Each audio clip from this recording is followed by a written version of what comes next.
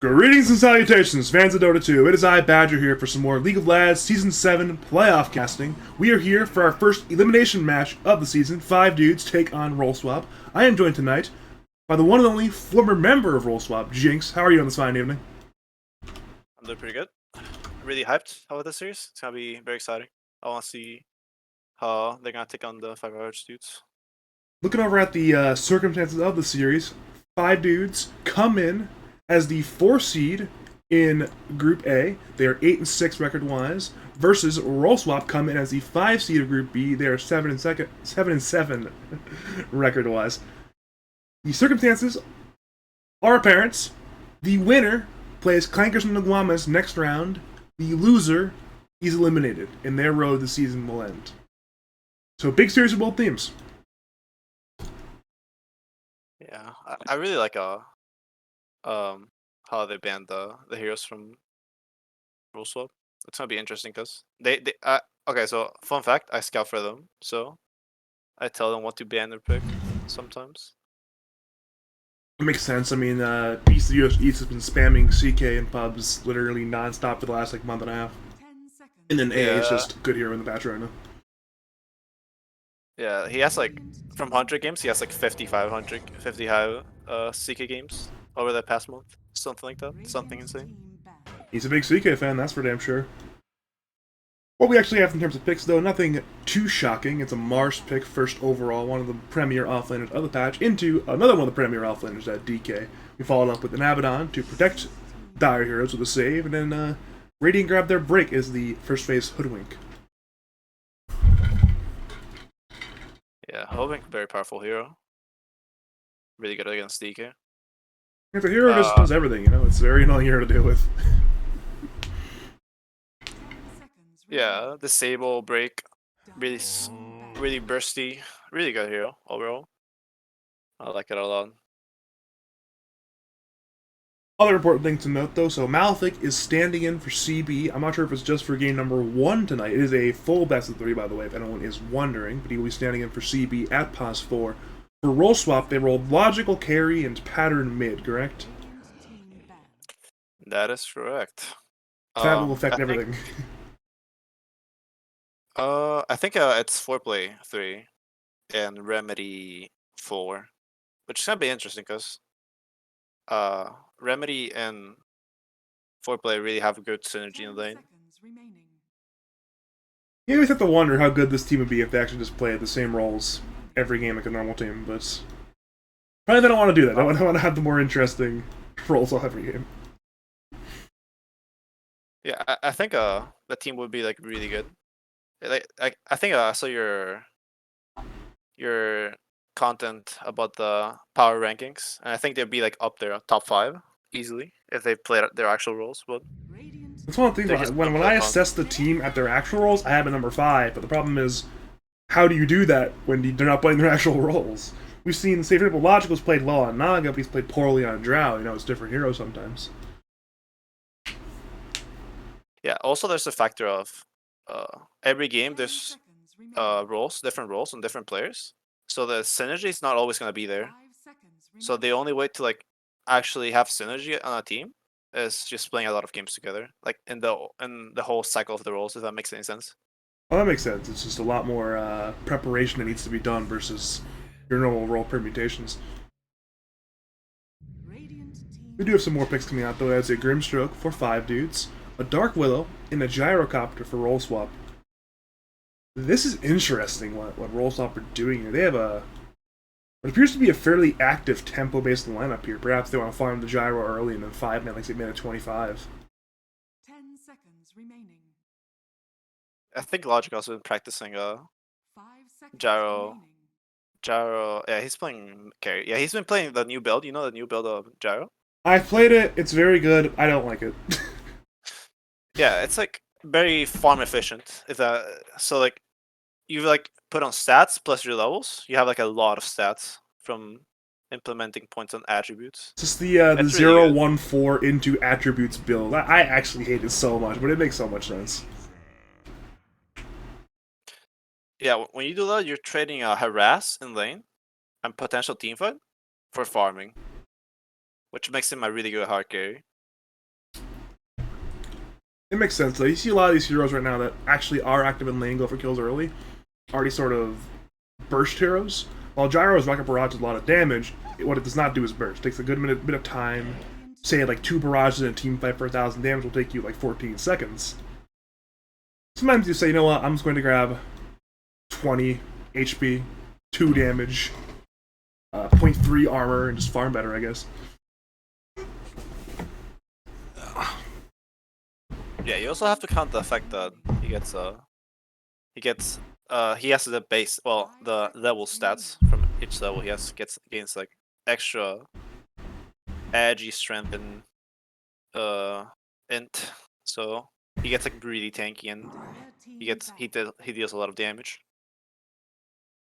Actually, I'm getting some information from CB. Apparently, CB is not going to be here tonight because there is a very significant thunderstorm where he is. Perhaps it is unstable power, perhaps it is unstable internet. I'm not seeing any elaboration, but he's not here currently, and that is at least some explanation as to why he's not here playing 4 for 5 dates tonight. Very unfortunate. Yeah, it's never you want to see an elimination match, just seeing one of your players just not here for external reasons.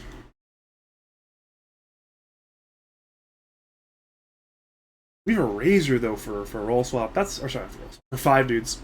We have to assume this is a Razor safe lane, right? I scouted. It could be safe lane or mid. I think it's potential mid. Not sure. That's weird. I don't know. They're just doing this flex on the Mars and the Razor, but it's very likely it's gonna be a Mars on Beast of USCs. Yeah, it is the Beats Classic at Mars. One of his signature heroes for sure.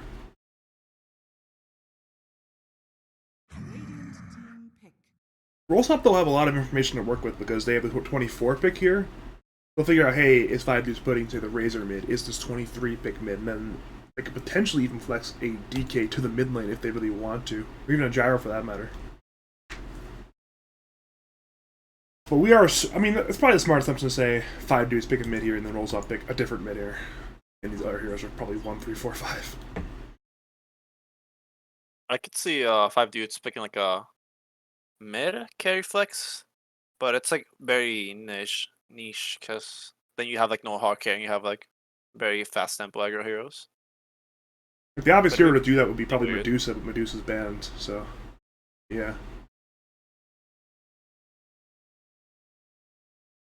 You still have a lot of reserve time though. These teams have been saving the reserve time, storing them for later, for a more important time. Well, the more important time has arrived. We are at the penultimate pick of the draft, the last one for that matter, for 5 dudes, of course. So we'll have to see what they end up going with for that last pick there.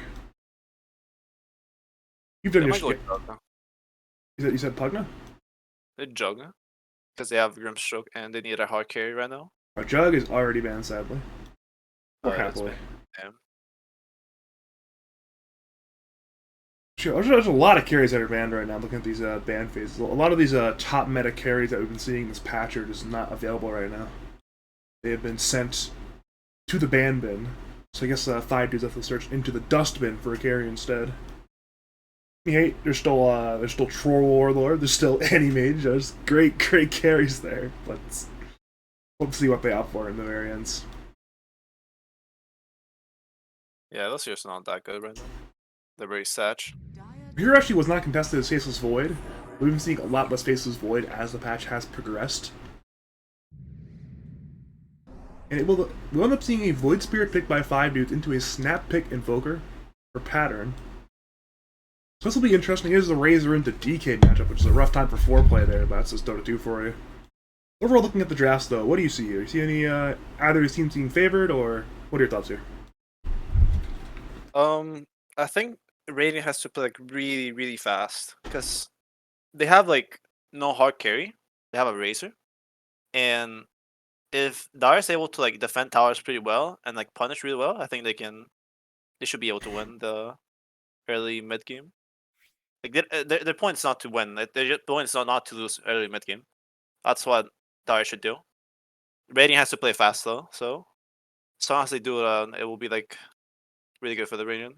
That's scary though for 5 dudes because like we could have a situation where Logical might have like 3.5 items min 24, and Pattern might have like an item plus Aghanims on the Invoker, and that could be very very hard to play into. Yeah, I like it's Rollsoft's not draft. easy. I think it's easier to play Rollsoft's draft. Yeah, for sure.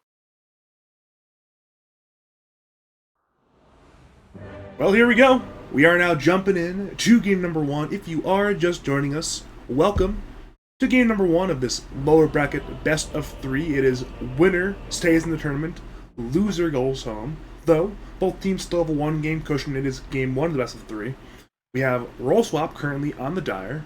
We have 5 dudes on the Radiant. I am Badger. I am joined by Jynx, and we are in a pause.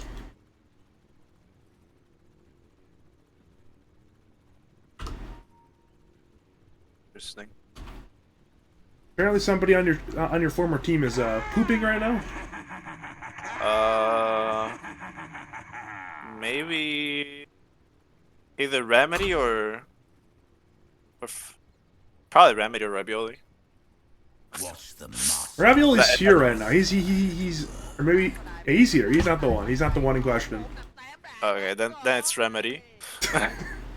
We've figured it out. I figured it out.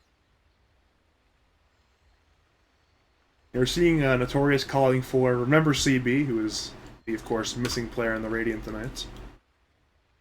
Sad. One important. Oh, you're saying? I'm gonna be very interested on how this top lane turns because the Radiant has like very aggro heroes, and the Dire has a Gyro and an Abaddon, so it's probably gonna be a lot of fighting early. Knowing the build that Logical is presumably going to go for, though, like the 0-1-3 stats situation, he probably is going to want to leave the lane as soon as possible, right? Yeah. Go farm stacks for sure. That's level 5 on Gyro, probably seems at the exact point where he'll end up leaving the lane and be off the jungle where... I'm not sure how many stacks it'll be. Perhaps Remedy can get some stacks at the Tri-Camp, perhaps, and then you can clear out these stacks here and here. Oh, you can't really see my circles, can you? Very sad. There we go, that's better. You can't draw circles in your paws, sadly. I'm sorry, on the minimap. Damn, okay. I am... If you've ever casted me before, I am big on drawing circles. I fucking love drawing circles and squares. I also love drawing circles. Very important. I know sometimes when like I have an analyst saying words, I'm like, there's gotta get boxes, arrows, draw what they're saying, let's do it. This is fun. Alright, we are back. We have returned to Dota 2. It's a good time to return to Dota 2. Apparently, someone had Taco Bell. She might have been Ravioli. Perhaps. Yeah, definitely Ravioli. You know exactly on your team who will be doing Yeah, this. Love that team. Really fun to play with them. Well, used to be fun. Sad.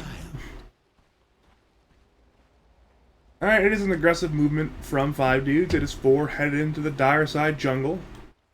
They may run into Logical, though Logical and Ravioli. Okay, Ravioli's lead. Oh, they're on the low ground now. This could be a disaster. Are there abilities? Pushback is there. Shook of Fate is there. In comes his spear. Ravioli has that shield. In comes body block. He goes up on Logical. Are there more spells? Pushback's up in 5. Pulse is using a little bit more. Can they find it? No, they cannot. Stroke of Fate was short, and Logical will be down a lot of HP, but he does not die first blood. Ravioli with a clutch shield. Very nice. It was great timing there on the spear stun.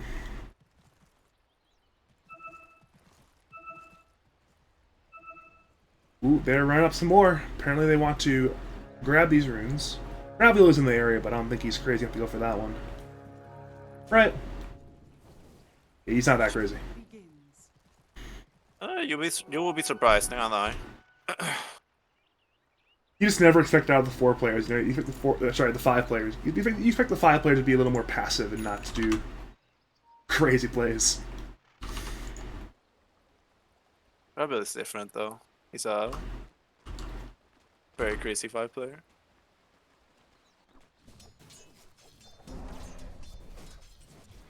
Alright then, so we see a Wex on Pattern. Probably a Quas Wex build on the Invoker this game.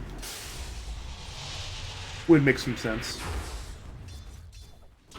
Bottom, meanwhile, PMA is alone still. Notorious has not arrived, so he'll take a lot of damage there in that Razor. That's a rough time for him there.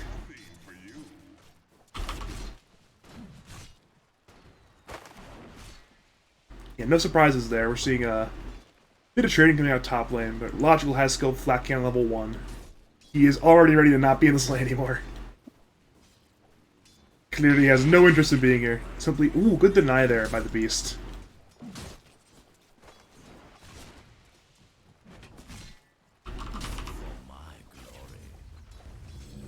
Yeah, so I expect bot lane to be like really hard for the Dire. So this Razor Hero. You're seeing it right now. A bunch of damage is being taken there from foreplay. That's plus 26 on PMA. They even have to use Bramble Wings to simply allow him to walk away from the link there. Remember, he's taking a lot of damage. Yeah, he'll go down first blood, actually. Wow. Stroke of Fate and Plasma Field was a little bit too much damage for Remedy to handle. Had no Shadow Realm skilled quite level 1. The first blood is there now for 5 dudes.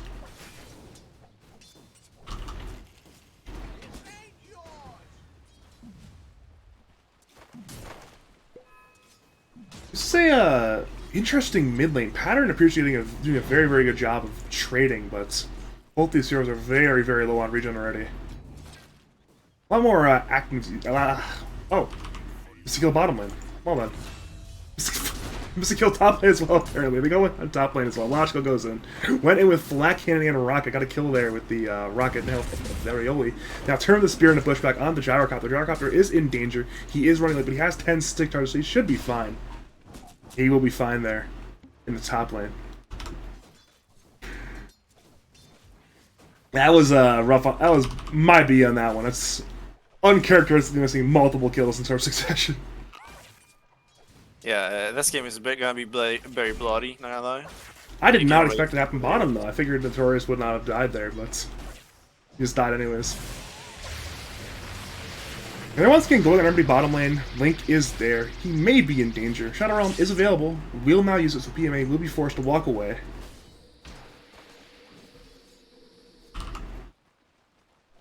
This is a relatively interesting laning phase, though. It's a lot of action in pretty much every single lane. Even mid lane, we're seeing Cole Snap come out. Neff is walking at pattern right now. Remnant is hit.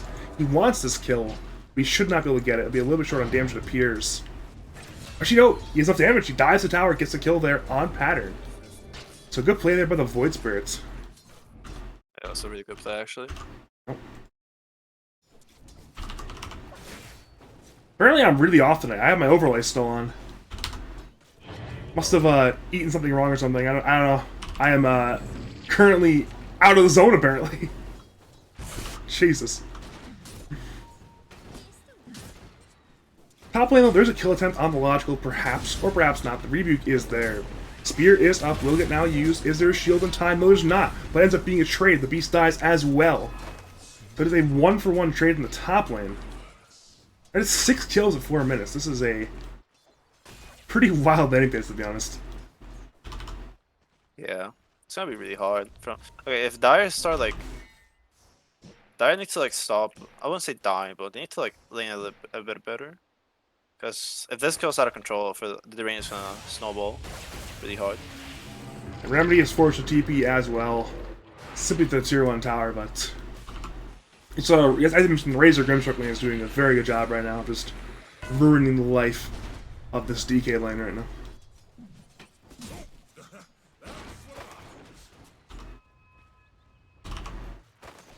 Looking over at CS though, this is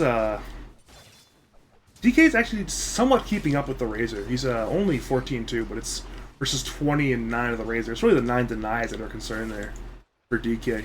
Looking at the experience, it's not that big on the cores, but actually he seems fine. Never mind. Thought he worse than that with the 9 denies.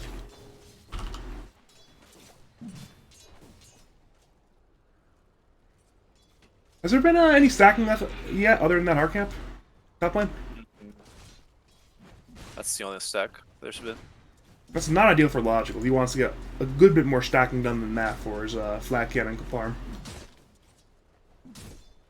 sure he'll be there soon, but he wants to leave as soon as possible. and that time has to be soon. Pushback is there in Ravioli top lane. Spear is there as well. He has shield and coil. Will use shield. He's fine. And he will simply walk away. Malefic, meanwhile, will be fine. Logical is in no position to go for that kill right now with his skill build, so there will be no kill involved. Acorn Shot, Pushback actually are there on Logical. Rapidly, once he has a shield, though, in comes Spear. But Radiant lacked the damage for that kill. Yeah, this is why they picked this out on a hero. He just nullifies aggression in the offlane, the safe lane. So it's like amazing hero. That's why you see that hero in the qualifiers. Meanwhile, bottom lane should be kill on Remedy. Dark, we saw Shadow Realm be used, but there's simply too much damage on PMA. They will move to foreplay. But that one will not be a kill. A little bit too tanky there on that Dragon Knight. Has a salve anyway, so he will be fine in the very end.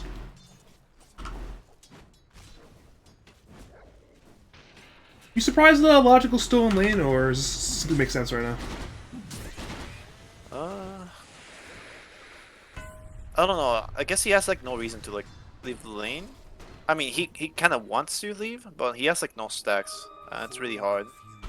I guess he can flash farm. That's like okay, but also too early for him to leave.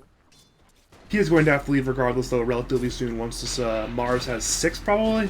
Once he wants to potentially face the Mars arena, which as a Gyro player, I wouldn't want to do that. It's not fun. It's no good times there. Yeah, once they hit 6 on Mars and 5 on the Wink, that's like no. So I'm pretty sure even the Abaddon doesn't want to stay there either. He'll be stuck in there though, even though he doesn't want to be there. Someone has to tank the lane, and it will be the 5. Good old Ravioli. Yes, we are working on Logical top lane. Acorn Shot is there. Pushback is up, will get used into a spear, but in comes shield from Ravioli. It's there in time. That's been the story of the lane. It's just, they try to kill Logical, and then there's an Abaddon. And there's no killing Logical. Pattern bot lane. Yeah, he has rotated over there. Has no rune on the Invoker, but really doesn't need it. Curse Crown is there. Onto the Razor. In comes stun there on the Razor as well. Curse Crown is... And then he will kill the Razor. Good rotation there by Pattern. Good Tornado. Good EMP. That's actually a very important kill there in that lane. Simply to slow this Razor's game down. Give some space for your DK to get experience and farm. Yeah, stops the snowball from the Razor. So he was like pretty much free farming. It's really hard lane. It's one of those heroes too, where once you stop Snowball, your game's kind of over on Razor, so he definitely wants to keep snowballing as much as possible. Yeah, he has 2 more bad deaths. This game gets like really wacky. Really annoying for the Razor. We're seeing a lot of spells bottom lane, but nobody is dead there. Meanwhile, top lane Arena is there. The Beast is in danger though. He will go down. The Malefic got hit by the call down, and Logical gets 2 kills with up Ravioli, 1 to each of them. It's fantastic trade there. Radiant thought they can go in there with the Arena, but Abaddon simply too much save. Logical was completely fine there.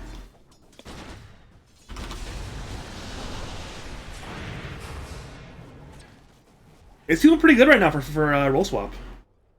Yeah. I was expecting some hardcore feeding, but they're doing really well. Actually, really good. It's a situation where it's... You don't expect Radiant to win these lanes, and they really haven't. They're going to move to Pattern mid lane, though, with a Bushwhack. Remnant is there as well. Invoker actually has a wand, though. Now in comes foreplay with that tail in the dragon form. And tail is there on Neff. Curse Crown will get used, though to simulate will prevent that from doing anything. Tornado comes and hits onto the Void Spirit. They now want that man, but he steps away once again. EMP comes out, I believe, hit on Malefic. But there are no kills either direction in the mid lane right now.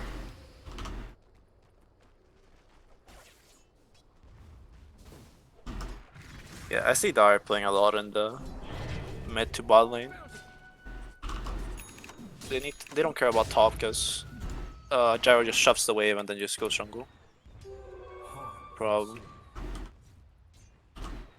This is a situation where, because Logical's still playing top lane, they really can't push this tier 1 tower.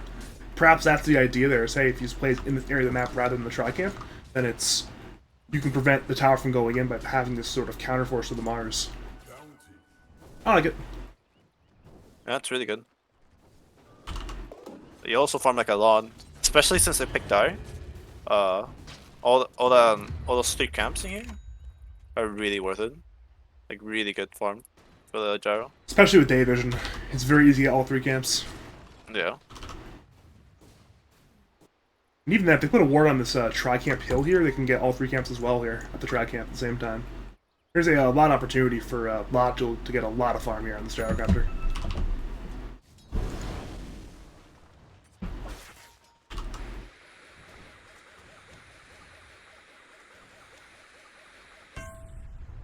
This is a little bit interesting. Looking at both offlaners, they're probably headed for a Blink Dagger here. Foreplay already has his Quick Buy. The Beast, though, does not. He has Phase and Quick Buy. Probably will go Blink afterwards, though. So it'll be a relatively active mid lane once these Blinks start coming out. That'll be a fun time. Shockingly, though, these lanes have not broken down yet. We're still seeing almost a 2-1-2 still. There's not many heroes that have rotated, not many heroes in the jungle. It's still at minute 11. Relatively static lanes, which is a little bit shocking considering the way this game started. Yeah. The Radiant has to move a lot. I think they need the Mars to rotate. They need like Void Spirit to make moves. You got Travels, which is really nice because you can just TP anywhere. Really good. Yeah, perhaps they'll move bottom lane with this this Razor once again, but top lane's a little bit harder now that Ravioli has that borrow time. It's much more difficult to kill the Abaddon. Gives a lot of time for his team to rotate in. They throw a pushback top, but it misses by a little bit, so no stun on that one. Speaking of moves, though, it is a 3-man move into Logical's jungle, but looking at the dire vision, they have that ward on the high ground. Radiant will deward it, but it does save Logical's life, so I'm sure it's fine in the very ends. I like the fact that Pattern is going Midas. He knows that if they go late game, they win this game. Because Radiant heroes don't scale really well.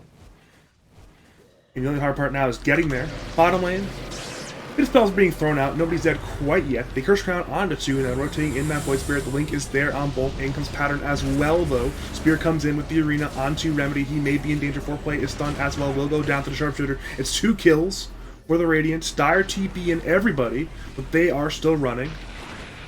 Logical actually is fighting, has that flat can. Ice Wall comes in, hits on Void Spirit. He will assimilate to the right. He's still being chased, so they want that kill. He steps once again. Ravioli may look to pursue, but his teammates were bushwhacked. Remnant comes in, once again hits Ravioli. But overall ends up being a 2-for-0 in Radiant's favor.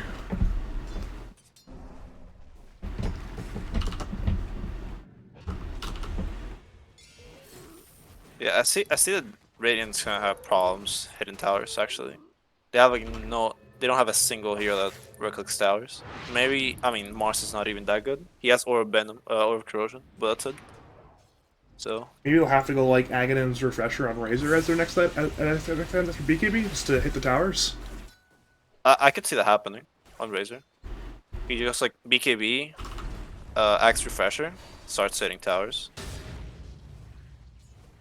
Doesn't feel that great, but I think it's probably going to happen, or else, well, eventually Gyro, Invoker, just get items, and then he loses the game.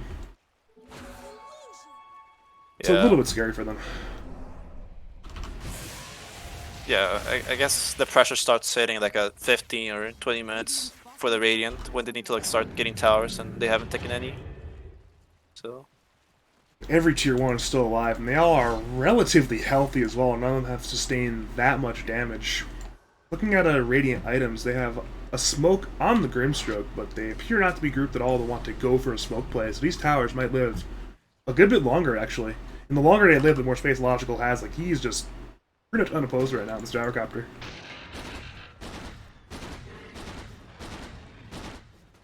Alright, 2-man smoke comes into the tri-camp. Speaking of Logical, they are looking for that man. They know he's there. But they apparently are wrapping around instead. They want a better angle on this fight. The question is, can they find it? Apparently not. They're not even going to go for it. Interesting. Is that the item build on the new gyro? It's just Dragonlance Crystallis? I've been told by Logical that Crystallis is I haven't watched the new video, but on BJ, but Crystal is like the better Maelstrom. Really? Yeah, because it's like super cheap. It gives a lot of damage, and then you just like you get farm really fast. It's just like way too value. Actually, I have been It's like seeing a good bit of data losses as well recently. Because MKB is as bad as it is, people are just buying more data losses on these heroes. yeah. It's like the Echo Saber on the Spectre and heroes like that. Well, it's not that good anymore, but it's like the same concept. It just like gives them good stats. In this case, damage. Alright, top Makes lane, they fun head to 4-play. Arena Spear are there. Bushwhack actually was missed, but Sharpshooter was hit, and well, with the TPs in on both Void Spear and Razor, they have finally made a big play for come in. They find one, and they will parlay that into a top tier 1 tower. Though, Dire are pushing the mid tier 1 tower.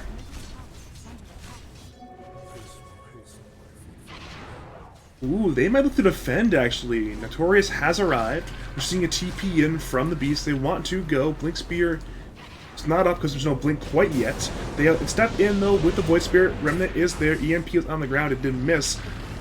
Spear is there on Logical, but he's immediately shielded by Ravioli, so that man is fine. Call down is there. Will hit only onto the Grimstroke. That man will die. Meanwhile, Step comes in on Ravioli. Borrow time is on cooldown, but Shield once again comes out. Now Dragondale is there onto Neff. Neff goes down. It's 2 more kills for Roll Swap, and they will certainly get that mid T1 tower on top of it. Malefic, though, is looking for Ravioli with the Sharpshooter. Missed it, and he will pay for that one. So end up being 3 kills for Roll Swap. If you are a Roll Swap fan, see, you're a Roll Swap fan. You have to be very happy right now with the state of your team, right? Yeah. I don't want to be biased though, so I'm just trying to stay as objective as possible. But yeah, so Radiant went top tower, which is absolutely fine. It's kind of late for this time in the game, 17 minutes. But Rollswap took the opportunity to take mid tower, which is like even better than top tower.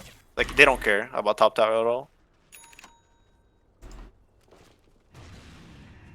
Yeah, we're seeing Logical almost has Ags on Gyro. Look over at Pattern. He's getting close to a BK beyond Invoker. Looking over at the DK, he has his Blink. They have their items on Dire just to start, like, doing things. Radiant simply are not there yet either. I mean, Razor doesn't have his BKB yet.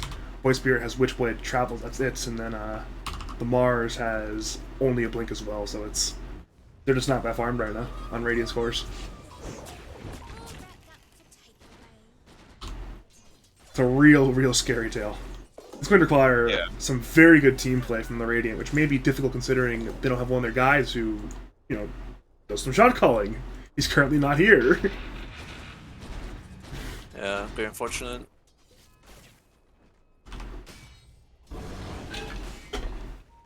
They're smoking up. They went bottom. And Dire are still there on 2. Radiant, though, TP in on 3. They go on in. Arena is there on Logical. Is there? Shield Ravioli's blocked on the wall. Soulbind's there on both. Both may die. Logical goes down. They move to Ravioli. Borrow time is there. He tries to... Never mind, he's not TPing. He's simply stunned. And he will go down eventually. The question is, can Dire actually turn this? Ravioli still runs. Step on in from Neff. Down goes the first. Down goes Ravioli. But it's a 3-man terrorize from Remedy. Now Radiant are there on Dragondale. Is there on Mars. Bedlam is used. Down goes the Beast. Acorn Shot is there now on Remedy. Shadow Realm is still up. Maybe use Step once again in from Neff on do 4-play Sunstrike comes in. Misses. But Dire may have secured their retreat and turned a 2-for-0 into a very even 2-for-2. Yeah, any trade Dire can take, even though it's a carry and support for a 4 and a 3 on the enemy team, it's decent. Because they keep defending the towers, which is what matters this game. Now that Radiant have used their cooldowns, Dire are just bottom lane still with the tail of the 4-play's ultimate on DK.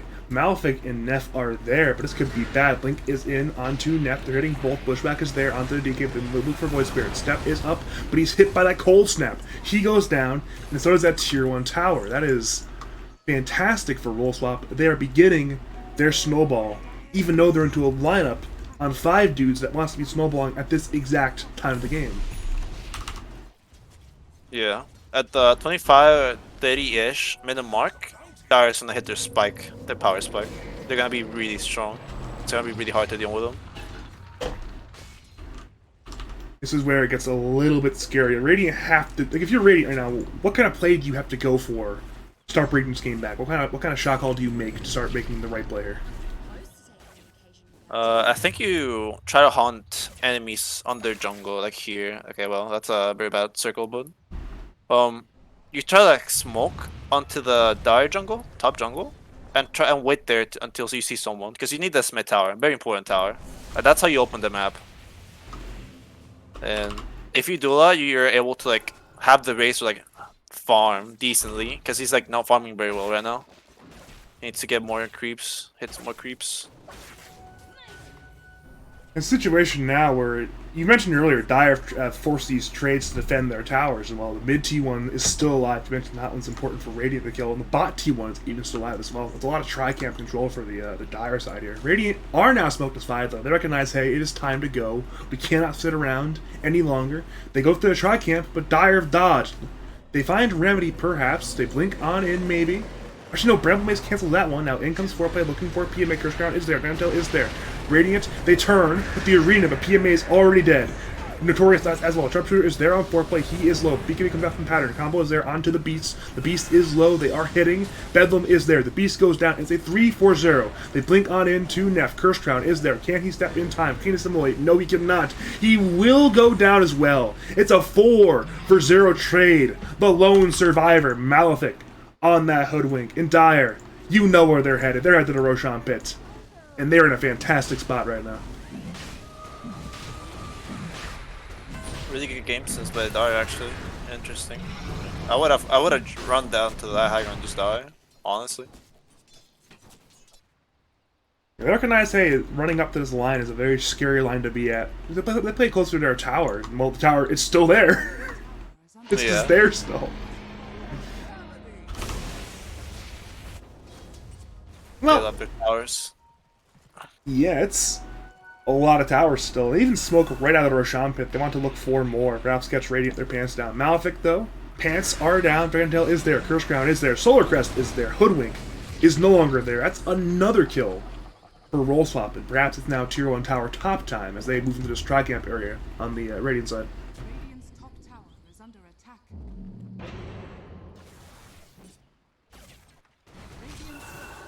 Really hard game for Bane right now. I don't know what are their moves they can make right now.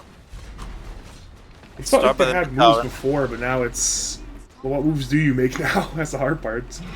Yeah. They made the move to the tri-camp, and it was a disastrous rotation. It just did not work out for them.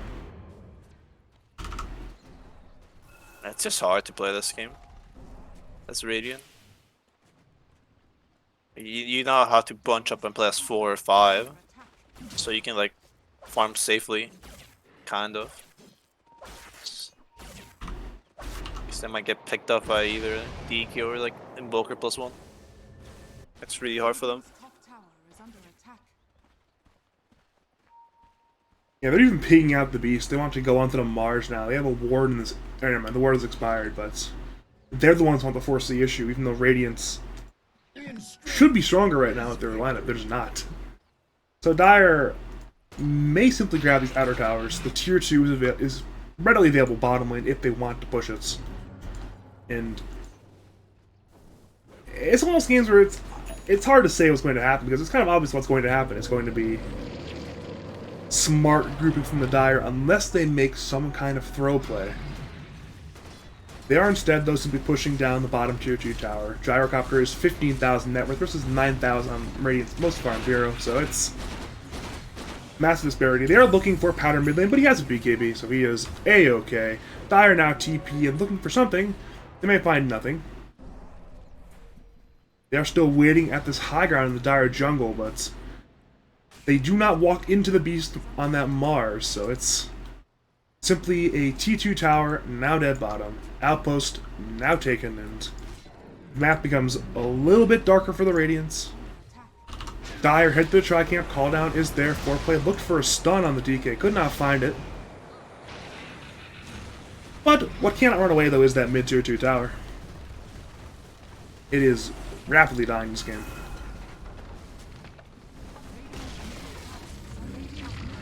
Alright, the blink on in to Neff. Is there follow-up? Perhaps there's not. He dissimulates away. Now in comes Sharpshooter, who will hits onto Ravioli. Logical simply walks high ground with that flat cannon. They are now hitting the Siege and the GK as well. Acorn Shot comes in. Now in comes the Beast. Spear is there on Logical. Is there an Arena? Not quite yet. Curse Crown is there. Satanic is there from Logical. He's just so farmed. Now Arena is there. Only on Logical. But down goes the Beast.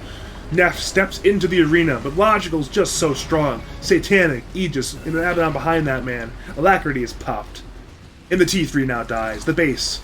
It is beginning to collapse. PMA comes in with the Link. Taunt is there onto Logical, so we're losing a lot of damage. Now in steps the Void Spirit, looking for something, finds nothing once again, but a little bit of damage. And now Dire may temporarily retreat, actually. They still have 5. Bushwhack is there onto the Gyrocopter. But they will at least wait a little bit longer for that static link to expire. This jar is just way too big right now.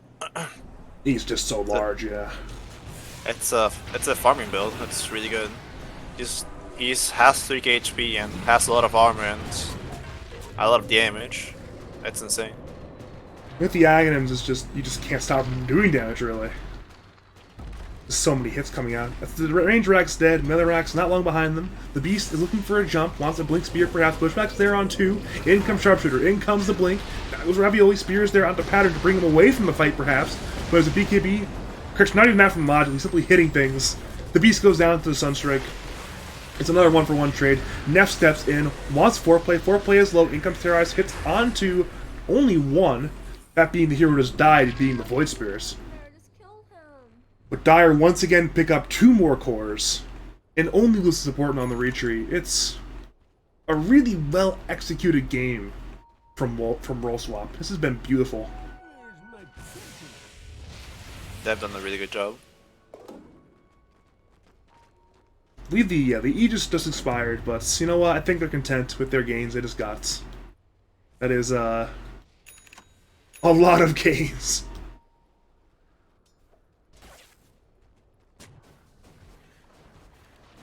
And they're doing their job as well. They're systematically pushing in the lanes. They have Pattern bottling with the travels. His TP is up. He can rejoin his team top. And they will, of course, have that top tier 2 tower. Begin to once again further choke this map off. It's ensure there's nowhere for Radiant to farm. Logical is even at the Radiant try again. They just can't stop him. They will try. They run on in with 5. Soulbind is there. Down goes Malefic though. PMA is low. Notorious dies. The Beast is low. It's a disaster. PMA is now dead. The Beast is incredibly low. He's fighting a 4-play. Bedlam is there. Onto Neff. He appears to be dead. He is dead. It's a full 5-man wipe. And the GG seems not long behind where we currently are. Damn, okay. I'm ready to call this one.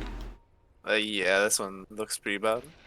The only thing saving them is this tier 2 tower top lane from basically full-on megas right now. I think Dire has to dive like 3 times to the fountain for them to lose. It's really hard. I don't know, this guy is way too big. Yeah, we're seeing the power of this build. He just has 20,000 net worth at minute 29. He has a bit over 10 CS per minute, I believe about 11 now. It's... Satanic, Daedalus, Aghanims, Dragonlance. He's just sizable. T3 top dies. Radiant are respawning. This could be the last fight of the game now. PMA tanks a homing missile. Range Rex, though, cannot survive that. They will die. Another Rex will die as well. It's now 2 full sets of barracks. Call down. Comes in. Spear misses. They blink on into the Beast. Cataclysm comes in. The Beast is low. In comes Deathly Blast Meteor. That man is very low and will go down, as is Notorious to the trail damage of the Meteor. It is 2 more kills. Sharpshooter came in onto Logical.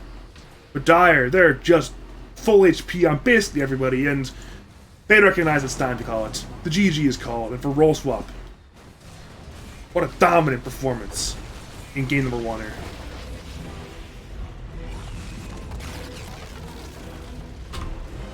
Yeah, Abaddon hero very cool.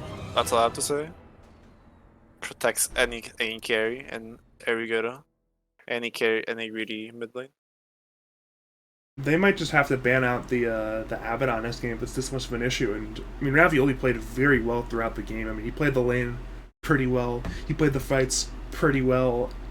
I mean, it was people were just not dying on the Dire really. Yeah, I know the Fire Arch dudes pick Abaddon as well, but I'm pretty sure Logical wants to like drink the hero, so they don't have it, and then they protect Logical or whoever's playing carry.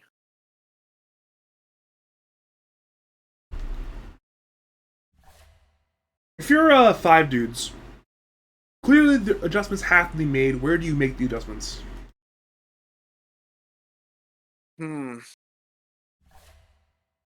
I think you ban Abaddon hero or pick it. That's your first step.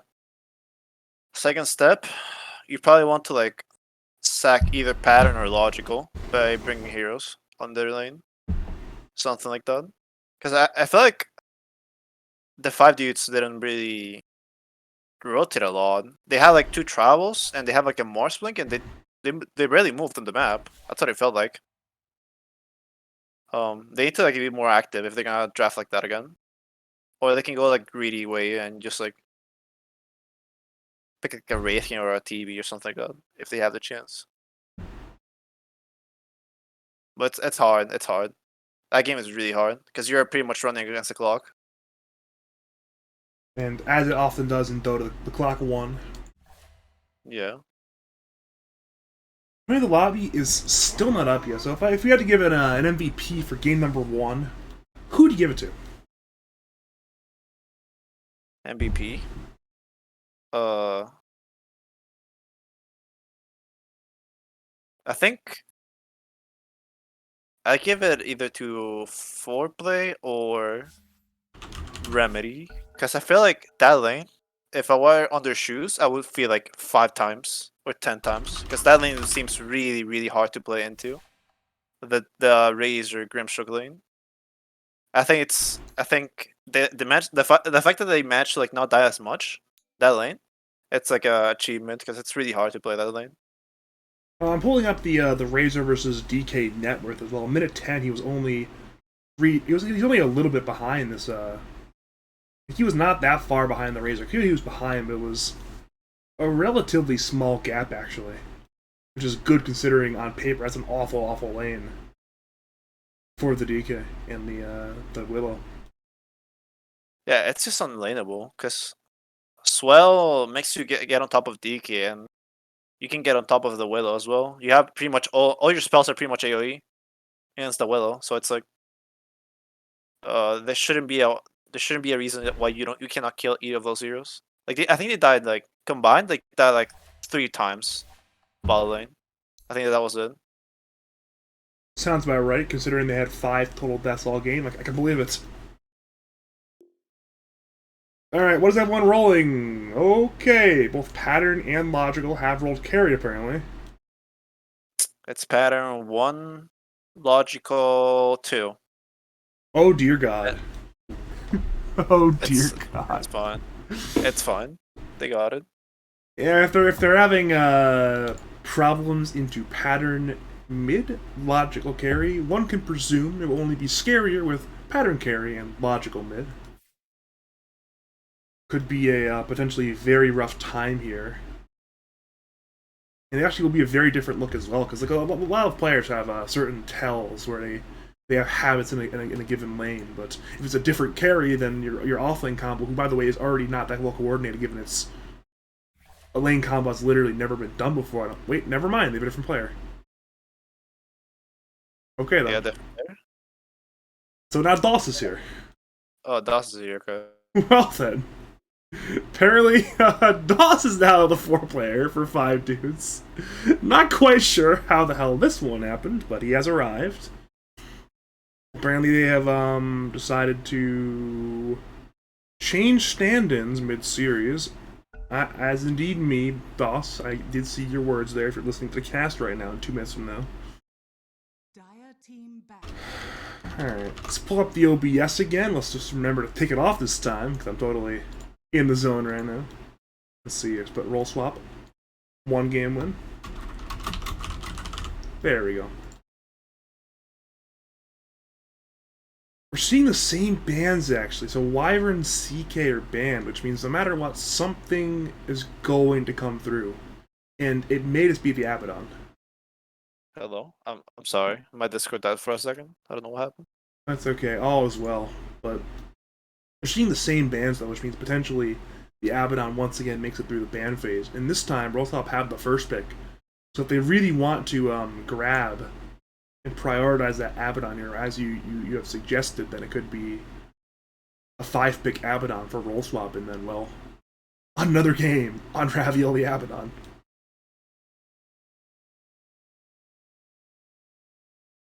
Okay.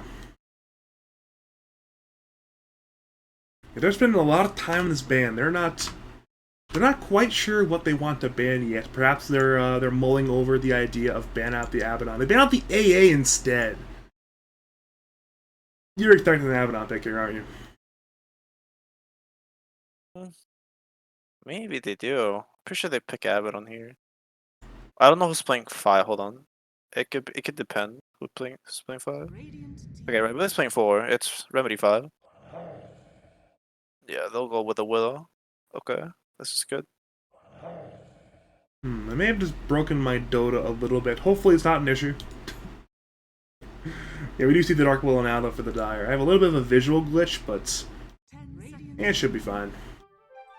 What could possibly go wrong? We do have a DOS Pos 4 Enchantress, though, and into an Axe pick. So they want that early offlane combo. It will be the Axe and the Enchantress. Unless they opt for the Axe carry, but... Well, no surprise there, we're seeing a pattern carry Morphling. We should not have been shocked at all seeing this one come out, considering he's played it multiple times this last season. Crushed the opponents with it multiple times this season, so it makes a lot of sense for him to pick it right here, right now. Yeah, I was gonna say I was gonna call the Morphling, but they just instantly pick it, so yes, it lost its surprise. Yeah, like I think Radiant did ban the Morphling, and Dar has 8th pick, so it's like they first pick Willow, and you either pick a Morphling counters or just pick the Morphling, because otherwise it's gonna be like it's gonna be really rough from here on. Now they have a strat on the Dire you have to counter. And the problem is they ban out the AA themselves, so that's like one of the big counters you have into that Morphling is to pick the AA into it, but now you just can't even do that. 5 seconds remaining. This could be rough. Radiant team ban. If you're a fan of 5 dudes, you may be shaking in your boots right now seeing this Morphling pick. I believe it was the last series Rolltop played against Funny Zone. They pull out the pattern morph in elimination game for them, and then they won. Yeah, he went like 19-0, something like that. I was casting that. I remember being very, very impressed. I'm just gonna pull it up one more time. Remember the circumstances, the stakes. The winner of the series plays Clankers and the Glomets. The loser is eliminated, and right now 5 dudes are back up against the wall. If they lose this game, they are eliminated from Lads. Their journey, much like last season, ends in the first round of the playoffs. And for Roll Swap, if they win this game, they will go on, get a chance for a group stage rematch. I believe it had to have been a rematch. Let's see how that one ends up going. But for now, it's 5 dudes who grab the Abaddon. They grab it at 15, actually, denying Roll Swap the ability to 16 the Abaddon if that was on the mind. Not quite sure if it was. I think this axe is gonna be mid axe. So I was watching Dota buffs earlier, and Neff plays axe mid lane, so it could be a mid axe. I don't know if Beast plays the axe off lane, but I feel like they have a really good flex right there. Some interesting stuff in the all chat, flaming me, which is fair. I did miss like 2 kills. Actually, I only missed 2 kills last game. This happened to be 2 of the first 3 kills. You kind of remember the ones you miss, not the ones you catch.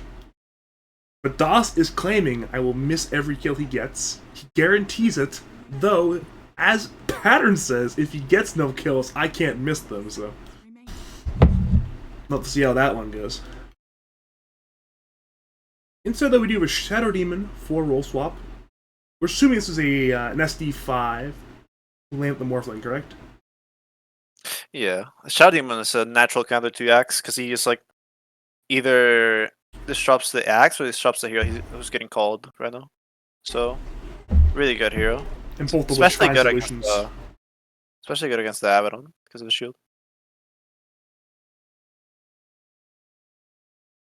See, if you see the axe is leveled by like an Aghanim shard later in the game, that's not broken by the SD purge, right?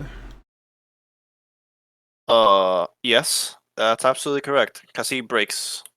So I know the spin is So- broken, but I didn't know if the shard was also broken by it. There's some weird interactions in Dota sometimes.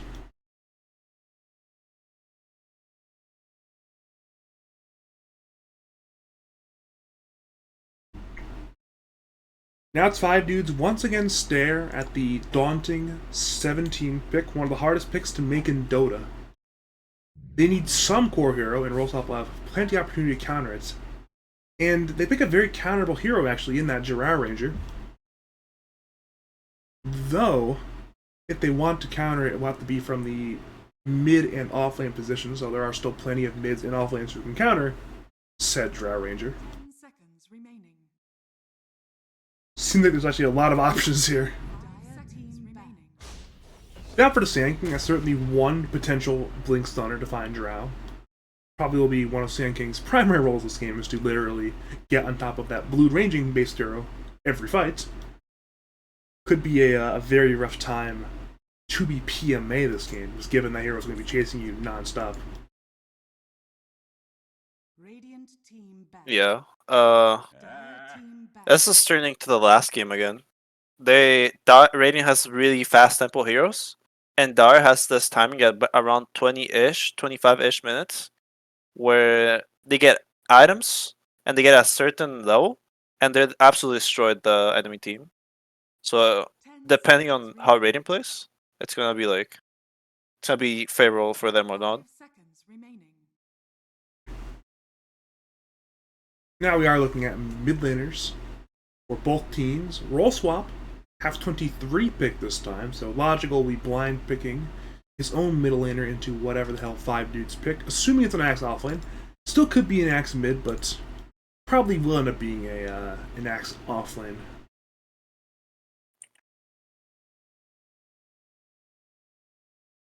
What does logical like to play in the V sort of like? What kind of like jump heroes does logical like to play? Like, is he a big like storm player? Is he a big ember player? I'm pretty sure Logical can play any meta hero. That's fair. They need a jump hero on the Dire. They have Sanking, but they need like follow up hero. I guess Void Spirit isn't that bad. The Spirit's always nice, but let me see. 10 seconds remaining. Puck's fine. Puck's definitely decent. Team And back. Puck is Follow up. unbanned as well after all these bans. Surprisingly, Puck is unbanned. Yeah. There also is a difference though between heroes that logical can play and heroes logical probably not actually play in a league like this. I mean, I know logical Tinker's actually quite good, but I don't see him picking it for very obvious reasons. Because Tinker is a very bad Dota hero 2 hero right now. 5 seconds Oh, remaining. you'd be surprised. You'd definitely be surprised. I guess I will be surprised if it ended up being good because he was not very good in the qualifiers. And it is the pick you called though. It is Puck, one of the staples of the last few patches in the mid lane. A hero which I am 1000% sure Logical can play at an extremely high level. It is now in 5 dudes. They actually may go back-to-back Void Spirit games. It's a hero who Seconds remaining. relatively checks the puck in lane, has a lot of AoE control, including silence with the Aghanim Scepter. Other than that, Templar Assassin is an option.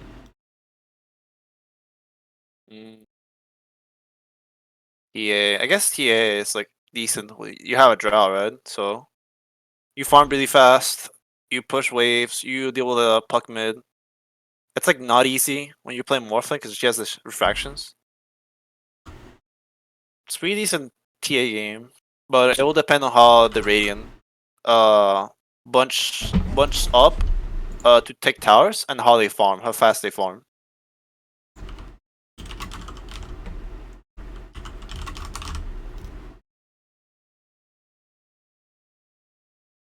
Now we're seeing a some interesting comment from Colonel Squid in the chat. And I quote, Group B teams are weaker. Copium. And so far, Group B teams have done a relatively good job this tournament, actually. Other than Clankers and the Guamans, Group B teams have won their series. To see if that ends up holding up now with this Roll Swap 5-dude series. They currently lead 1-0, but you never know what's going to happen in this game, too. It ends up being a mid-tiny for Neff. If you had to prefer either of these two drafts, what are your overall thoughts here on these two drafts? According to last game, I like Dyers better. It's the same concept. Radiant will get blinks, will get items.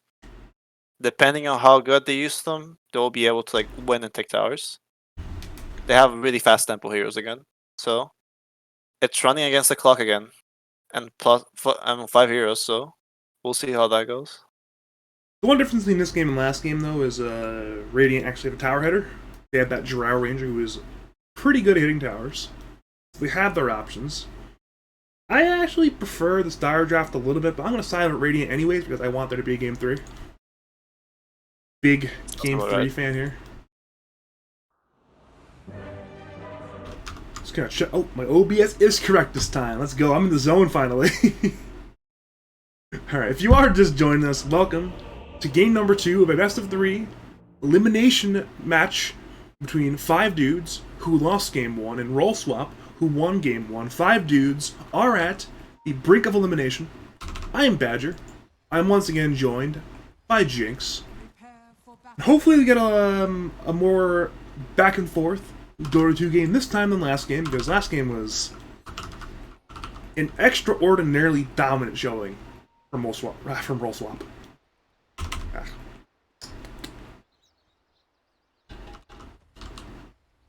They're doing the same move as last game. They're running 4 top.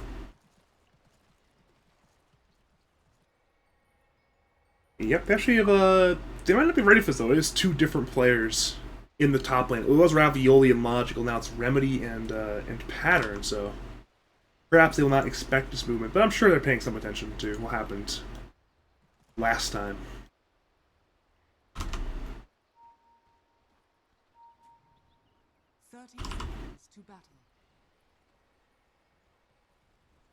You're seeing both the pole camps already blocked. Both will probably get unblocked at some point this game. To be determined, though. That's a very deep ward from DOS, actually. That has spots to couriers as well, I think, right? Yeah, it does. So it could be potentially a courier type situation from the Enchantress this game on the return path from that Morse courier. They will look for Remedy now. That's going to be a very hard kill to get. They are actually, they might just get this kill. The slows come out. Bramble Maze is there from Remedy. The Beast is hit by the Bramble, but he's a good bit faster with that Battle Hunger buff. Needs one more hit, but will not get it. So once again, no first blood. Actually goes a good bit closer this game than last game. And actually, DOS comes in, looks for Remedy. Remedy has the Fairy Fire. DOS is looking under that tier 2 tower, in the shadow of the tier 3 tower even. But there still is no kill. We'll have to probably just TP into the lane here now, after a Fountain Regen.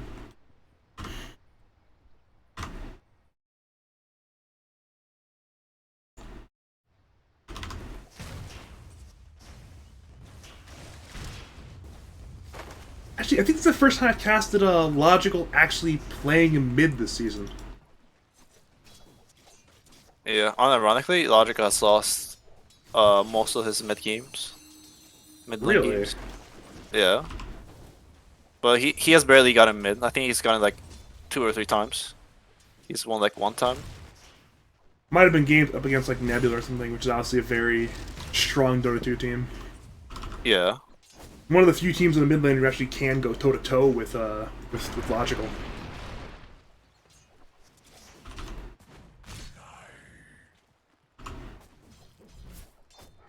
There's definitely a different dynamic this game of the Enchantress existing. She's currently just in the jungle right now, farming perhaps level 2 before she goes in here. It does mean the Beast is alone, but they have not zoned him out, so he's level 2 on this axe A-okay now. Yeah. I played the Sentry a while. And hero fucking exhales and farm really, really fast when she jungles. It's really good hero to jungle. But it's really hard if you let the Axe solo. Maybe if he can solo. I don't know how I feel about this. He's holding up surprisingly well. I mean, it's 8-0 CS up against only 9-3 of pattern, so he's mostly okay. We actually ends up seeing a courier die. Doss put the ward up to grab it, ends up getting it. We are now seeing the Centaur harass Logical. Doss rotated that one, and Logical will be a-okay. We'll grab that bottom side water rune. And actually, Doss gets a second courier. This time had items on it. That's a lot of patterns items. It is the Wraith Band and the full Magic Wand recipe. That is massive. We're 5 dudes.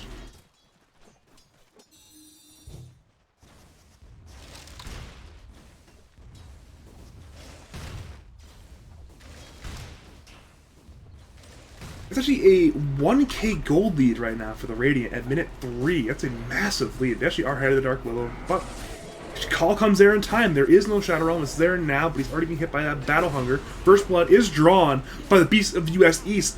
Actually, there's a second kill as well there on Pattern. It is immediately 2 kills in this top lane. Axe and Enchanters are overrunning the Morphling. Interesting. Interesting indeed. Yeah. I actually did not expect that.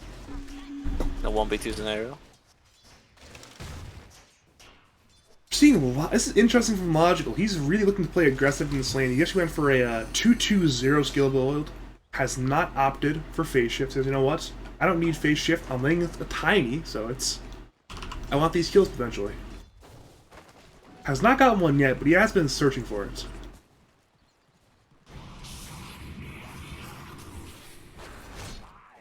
And then we have not really looked too much at the bottom lane so far.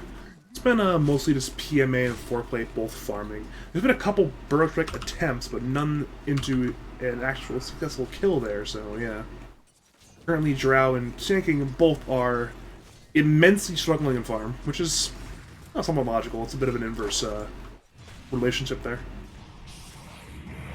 He'll disrupt, though, onto Notorious.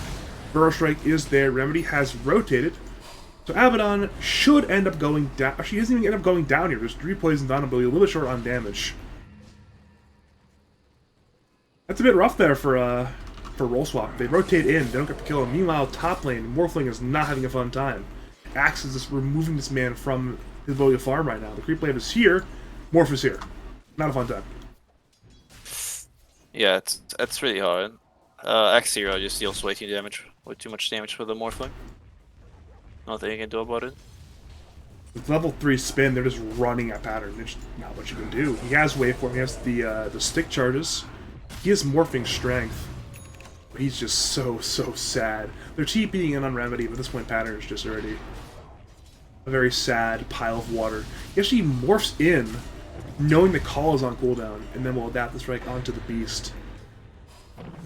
Pattern may just have to go to jungle relatively soon, but that seems like a very rough time for him.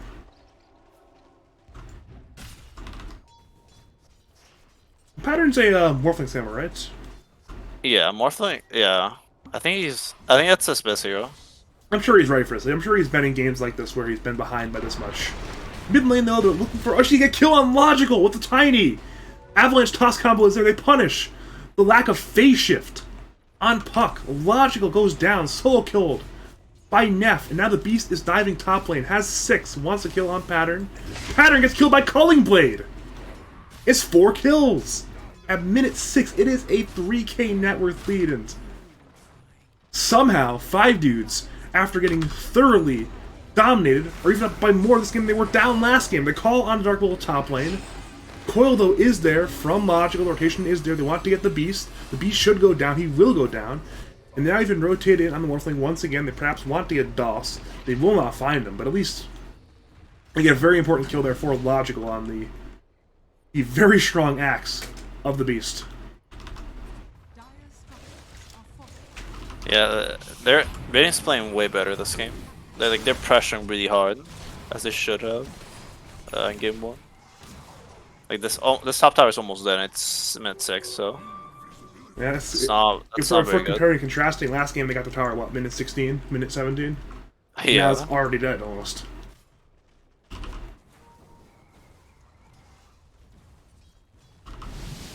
Pattern goes in looking for DOS, but now his waveform's actually on cooldown. They made us run him down there. The enchant is there, Battle Hunger is there. Remedy's on the way, but it might be too late already. Call comes in on Morph. He is morphing strength though, and will adapt to Strike Axe away from danger. But it does mean that now Radiant will see these dire side stacks. Thought the axe might get them, but instead it's his DOS. You know, he's a character player at heart, wants to grab these stacks.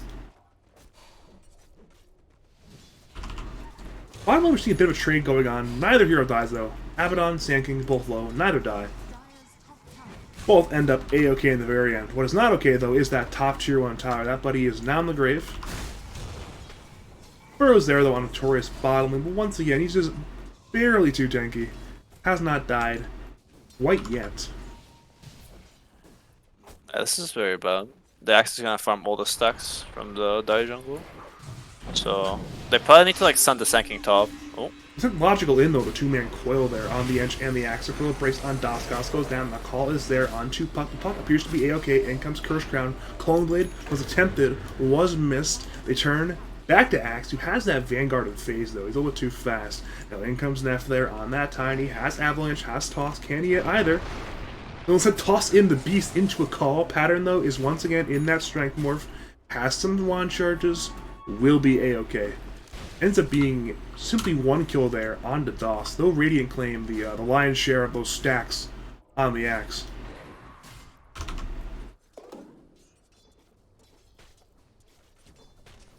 Yeah, bot lane is doing pretty decently for the Dire as well. Yeah, of course the Drow is free farmer.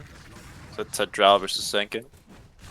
But they have the Shadow Demon hero that protects the Sand King, so it's really nice. They've done what they can. I mean, 33-10 on SK versus 44-9 on Drow is not that bad, considering the how badly could have went. Same thing with last game, actually. It could have been a lot worse bottom lane. Was not. Same story here, actually. Even though it's one different player. We're seeing Pattern, though, once again goes on DOS. Once again, we'll find the kill on DOS. This time, though, he's just A-okay. Not too much suffering going on.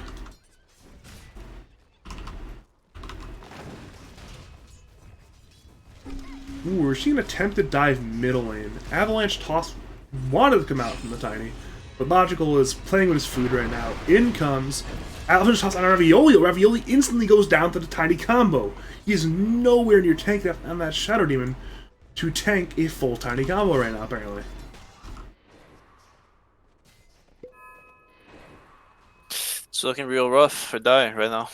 And that is a very true statement. They're getting dominated mid and top lane, which denies like 60% of their farm. It's a lot of farm loss from that. And I think at the rate we're currently watching this game, we may see an Enchanter span Game 3. Perhaps that is the X Factor hero. Mid T1 will now die. Too Tiny. Avalanche was there before play. Is A-okay on that Sand King. Looking over at Dire, though, they need a couple of key items to fight. Looks like they're going to need a Blink on Sand King. Problem is that man is nowhere near Blink. Or potentially a Blink on Puck, but once again, Logical's not building Blink. So, if you're Dire at this point, what's the game plan do you do? Is it just simply split and farm? Do you just dodge completely? Do you take fights only on your terms? What is the game plan at this point if you're Dire? So ideally you have to like... So you know top lane's gonna get shoved most of the time because you have an axe there, so you probably have to bring heroes there. Sand King, if you want to bring one hero, he just shoves the wave immediately and it's really hard for the axe to like deal with that. Speaking of Sand King, he's now being more active. He's rotated in onto DOS, who's been playing in this jungle, just bothering either 4-player Logical for the last like 4 minutes. Yeah, I just think the... you force side lanes and then like avoid mid lane. Or you can put the Sand King mid. And you can put the Sand King anywhere. Just pressure. Try like hold waves. And then wait for the Morphax. It's gonna be a while though. It may take a good bit of time. That's the concern, is Dire need time. You know, a lot of time, actually. Or play... That's the big item. Has to be a Sand King Blink. He's not that far away, but top lane we're seeing Remedy try to TP. I believe it was longer than a 3-second TP. Ends up dying for it. Culling Blade is there. Meanwhile, bottom lane, Blink combos there on Ravioli. That's another death on Shadow Demon. Both supports on Roll Swap. Once again, head to the grave. Are fortified. And well, that appears to be the story of this series. Is two very one-sided games. Blink combo is there on Logical. Logical goes down there on Puck. Yeah. Yeah, the Radiant are just playing fast. They're using their items properly. We saw an attempt to play fast game one that failed to launch. It was aborted in flames, really. But this game, they actually have been playing fast successfully, and it's been to great results. So perhaps game 3, Rollswap might even just attempt to ban out these fast heroes. Burrow is there, though, onto Doss. Doss should go down in Champions eventually, yeah. The waveform from Powder finishes it. But in comes Neff, has a combo there on Morphling. Morphling goes down, the Purge is in onto the Tiny. They need this kill. In comes Logical, in comes Remedy. Orb is there, but in comes Sand King. Burrow's there on both. Down goes Neff. The Beast wanted to blink in for a call, but he was silenced. Now Coil is there, onto 2. Call is there, onto Sand King. Axe is low. Terrorize is there, onto the Axe. The Coil does not snap, actually, barely. Thanks to Coil expiring about like a 10th of a second before the Axe ran through it there. It ends up being relatively okay for the Dire. But now the call... Ooh, good phase shift there by Logical. Never mind. Ends up being a relatively even trade, though, which is fantastic for Rollswap at this state of the game. Yeah, I'm sure they're just waiting for the Puck blink or the second blink so they can start making moves. Like, run as 4 and then let the Morphling keep farming. That's probably their play right now. If we're looking at timer on that play, Logical has about no gold. Tower. 4 plays about 1,000 away from his blink, so that'll probably be the one they'll get sooner. And then perhaps it's with the Sand King blink, they can parlay that one into a Puck blink from a gold. The Beast wanted to blink in the call, but Logical's playing some sick mind games right now. So not a good time for the Axe. Logical's reaction times are apparently more than good enough to not get caught. Though, Tiny Combo comes in on Pattern. Pattern appears to be fine, though. Purge is now there on Tiny. Tiny goes down. They now orb through on Logical, looking for Doss. Coil is there onto Doss and the Beast. Notorious is trying to help, has a shield there onto Doss. Radiant are now running. Burrow comes in onto 2 heroes now. Borrow time is popped. Meanwhile, Ench is being run at by 2. Ench, though, ends up dying to the combo from Pattern. Notorious TPs. Meanwhile, the Beast simply runs away. But it's 2 more kills for Roll Swap, and while the lead is still large for this stage of the game, it's now retreating. The lead is getting smaller for 5 dudes. Yeah. Yeah, they're just protecting the Morphling. That's what they need to do right now, because they know Morphling's the win condition. Radiant's middle tower is under Very important. All the fights Dire takes in their triangle are going to be beneficial, because they have Vision and it's their triangle. It's the highest aggro on their side. And Remedy looks for a soul kill there on PMA. PMA is low, Remedy is hit, and PMA actually goes down solo to Remedy. It is a fantastic solo kill by the 5 position. I guess he's now 4 position farm, but the Dark Willow there onto the Drow Ranger. Very good kill.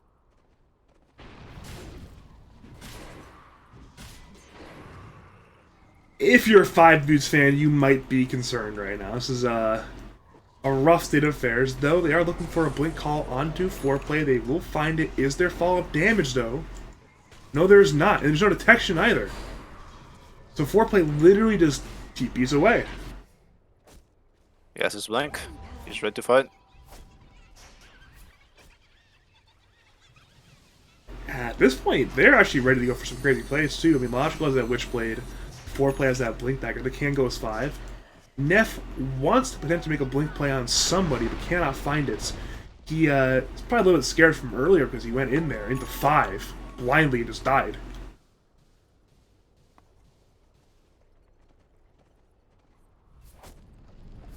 And Dire appear to want to fight top lane. We're seeing some drawings on the map from Remedy. Drawing out, they want to go into the backdoor top lane, potentially defend that top tier 2 tower. Or perhaps not, perhaps they're simply letting it die and trading for the mid tier 1.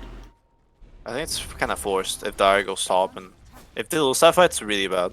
So if they play it safe, they just like shove waves and like Keep farming. Middle tower is under attack. If they see draw mid though, they might want to fight top. This could be an opportunity. Foreplay has Blink, has Epi. Radiant's middle tower is And Logical is there as well as Coil being up. under attack. Question is, who do they find for the jump? Looking at Dire Vision, they see the Beast on the left side of the fight. Coil is there, as well as a Burrow onto the Tiny. Avalanche comes out onto 2. In comes Epic, they're looking once again for his Tiny. In comes Pattern into the fight as well. Tiny goes down. They turn to Doss and to Notorious. Both may die. Doss tried the TP, but it's cancelled by a Burrow and a Terrorize. Both are feared. Notorious dies. They had 2 Doss. That man is low. He is an Enchantress, but once again, in comes the stolen Avalanche by Pattern.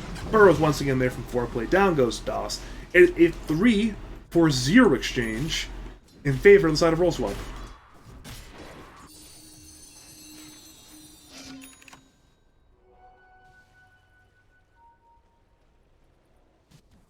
Yeah, this axe needs to go.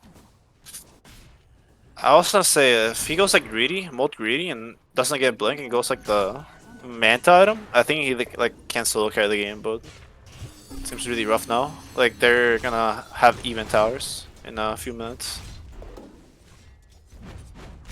And it's currently a 3-tower lead for Radiant, but Dire, especially if they get another team fight win, may just try to force the tower down in their future. Radiant will have some pretty good ward vision right now. They have one up on this hot tri-camp. Not tri-camp area, in the jungle area. Seeing another soul kill, another soul kill attempt by Remedy actually. This time though, not successful. PMA had that silence ready to go. Seeing Neff though is running in looking for something, but finds nothing quite. His blink is on cooldown for now. Dire's bottom tower is under attack. Radiant though have that strong vision in the Dire side jungle. They are headed over to Logical. Avalanche was there, but Phase Shift came in time from Logical. There was no follow-up toss. Meanwhile, mid lane, Ravioli disrupts onto the Axe. He TPs away. The Beast cannot get any kind of stun off. Nor can Notorious for that matter because he's an Abaddon, and well, nobody dies again.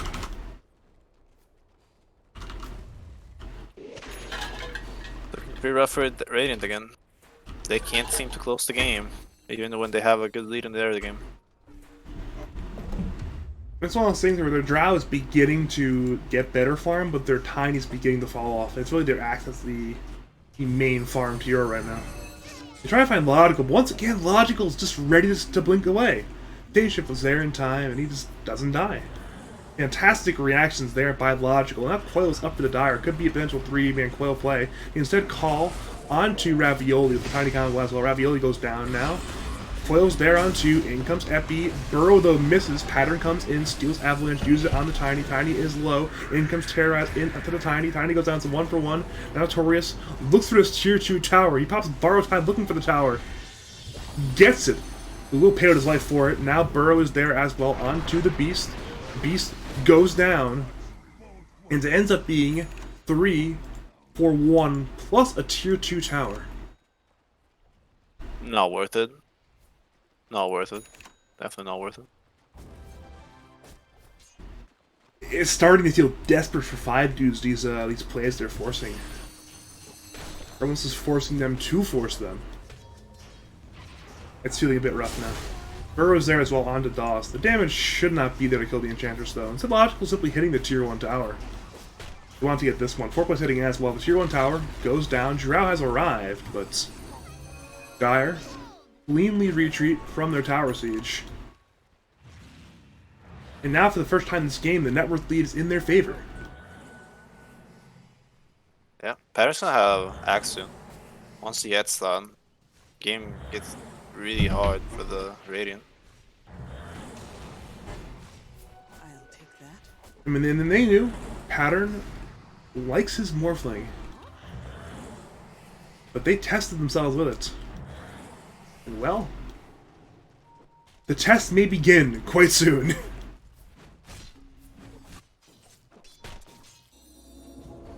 Alright, the outpost is now taken by the Radiant. The Radiant at least have that for the map control. But as you mentioned, Dire, Pattern in particular, is picking up key items. He's now 1,000 away from the Aghanims. He has the Manta as well on top of that, so it's simply push in this tri-camp area. They are looking for logical top lane as that happens. They missed Call, they missed Tiny Combo, and, well, he simply blinks away. They do not find him, and Logical is just playing Radiant's bottom tower. such elusive Dota right now. I simply cannot... Okay, if I find out the sounds, they will finally kill this man. At long last, they find this puck.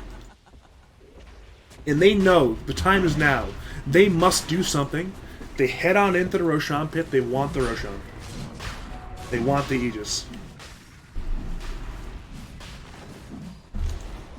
I mean, it's okay to like force a subjective on Rush, but I find it kind of hard for like Dire to siege high ground right now.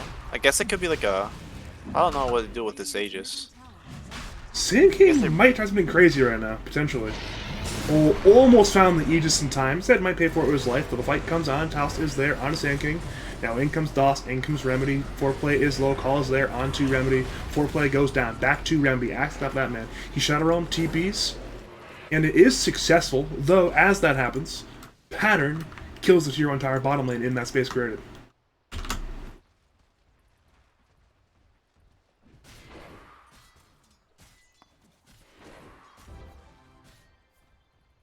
Sometimes in Dota, there's like these there's these Aegises that are these very important chill buildings Aegises, and there's the farming Aegises.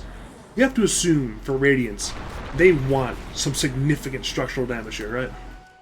Yeah, I don't know if they can get it though. That's a question we'll be answering over the next 4 minutes. There is just over 4 minutes left remaining. We've already weighed out 1 minute of it. Pattern though has that Ags. There's a lot of damage there to Neff. Dear God. Terrorize comes in. Onto Tiny. Tiny is low. Tiny almost has the tower. Now's the Purge there. Onto DOS. Curse Crown is there. Burrow is there. DOS appears to be in severe danger. He will go down. Now PMA drops that multi-shot. Looking at some damage on, but now Radiant once again must run. And as that happens, it's logical. We picked up where Pattern left off. Pushing in the bot lane alone. Now TP's way to the mid lane though. Disruption is there, onto the beast, Call is there, but it's only on 2 solutions. Now Burrow's there from foreplay. Pattern is hitting. In comes Logical, but he is silenced on that puck now. In comes Epi. They're looking for PMA. Aegis is popped. Notorious goes down. Neff re-engages. Kills Logical actually, but in comes Burrow onto the Tiny. In comes Avalanche. In comes Epicenter. In comes the Axe, but down goes the Tiny. Now Pattern once again goes, hits the Axe. Axe goes down. Kills Remedy with his illusions. But the Dire get a very good trade there.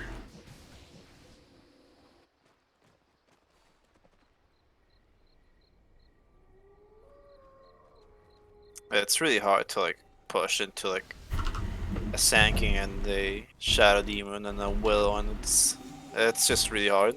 Especially Sand King, not Sand King, Morphin just got his Axe. Really hard to use play right now. You're seeing the power of this Ags on Morph with the Dark Little combo.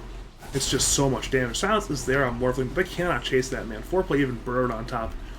Just to make sure Pattern didn't go down. And, well, it appears to be the Pattern show. Game 1 was a logical show, now it appears to be the Pattern show. That man is by far the most farmed hero in the game. Despite his relatively awful laning start, he's now nearly 3k ahead of the next most farmed hero in the game. He is getting close to a Scotty, that'll be a lot of raw stats for that man. If Radiant at this point, what do you do to start, in a sense, stopping the Morphling problem? Or is it too late at this point? I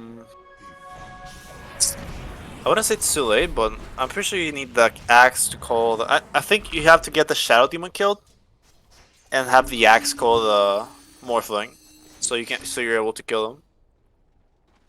Otherwise, it's really hard. Yeah, the Radiant, they tried to force, but they could not find. The call was there from the Beast, but Foreplay blinked away in time. And Radiant, once again, will begin to retreat, it appears. They'll lose an illusion, but it's merely an illusion. Though they will also lose this the bottom tier 1 tower. Logical is hitting. Patterns are right nearby, and that tower is not long for life. And Radiant, will get nothing in exchange with a little bit of time to farm at this point. Perhaps they might try for the mid T2 tower, but Dire are picking that out. They appear to want to defend it. They're gonna smoke, I think. Yeah. Yeah, they're wrapping around with 3, Ravioli spamming up the poisons for now. More importantly, it's the arriving heroes from the south side. It's the Blink heroes coming in. Logical engages. Has Coil there on 2. Now in comes Pattern. In comes Foreplay. Coil breaks on both. Axis on as well from Foreplay. Notorious goes down to Dire. Look for more. Belmaze is there and it hits on to the Tiny as well. Gills comes in. Pattern comes in. Tiny is stunned. Curse Crown comes in. That man will go down. Now, well, it's 2 more kills, and they even engage onto the Beast. He will try to round the burrows up into on Sand King, but there's a blink away from Axe. Can they find? No, they cannot actually. So it ends up only being a 2 for 0. But once again, another very favorable exchange for roll swap.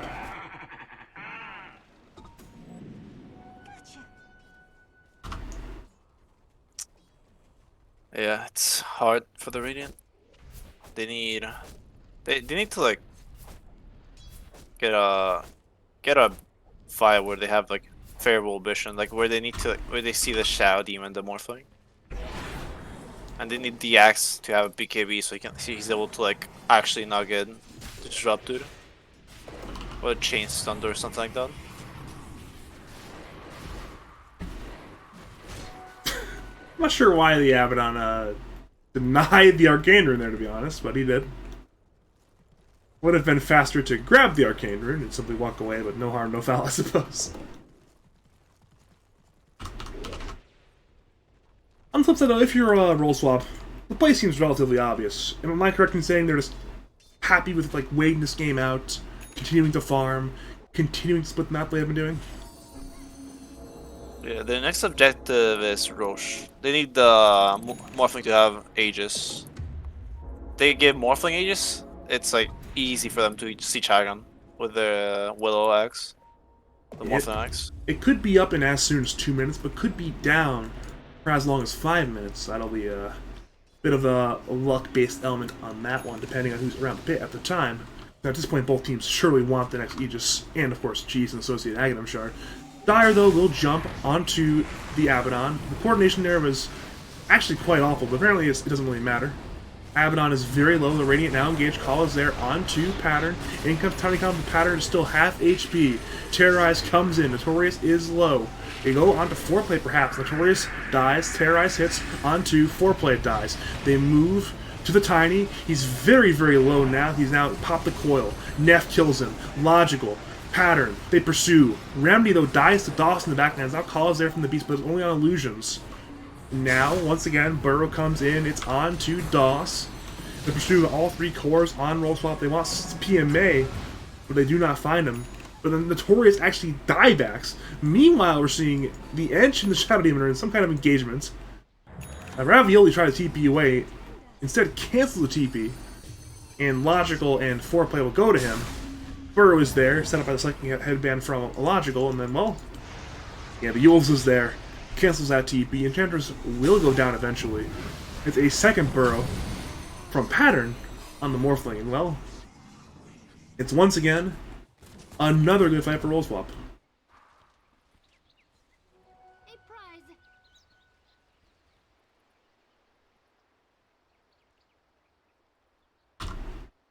It's basically like it's almost like a broken record at this point with both of us. It's like, hey, it's another good fight for roll swap, and it's hey, this game's hard for the Radiants. It just keeps happening. Both games. Yeah, I mean, it's kind of what draft decides the game to be look like. Like, the Radiant just wants the fast tempo, and Darius wants the heroes that just like take a time and destroy you. Like they used to have 1 or 2 items and destroy you. We're at the point now, the time has arrived. I mean, Pattern is sizable. Call comes in, though, on to Remedy. Quill, though, is there from Logical. In comes Burrow. Down goes Dark Willow. Radiant and Dire. Both are still engaging here. Tiny Combo is there on Logical. Logical is low, but is still alive. Yules is there onto the Sand King. Call comes in once again onto Sand King. Sand King is low. Sand King goes down. Logical escapes. The Radiant pick up some much-needed kills there on the Dark Willow and on the Sand King.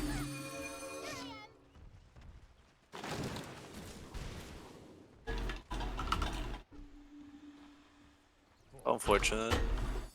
They took a. They didn't know they had Bish on Radiant there. Dire's middle tower has fallen. And unfortunately for 5 dudes, the Roshan is not alive when they want it to be. They will grab that T2 tower at long last. But they do not get the Roshan. It is still dead for a half minute longer. Which will give enough time for the deceased Dire heroes to rejoin the fight.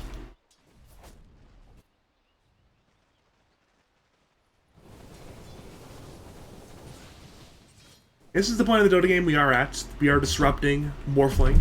The illusions are coming out and just farming.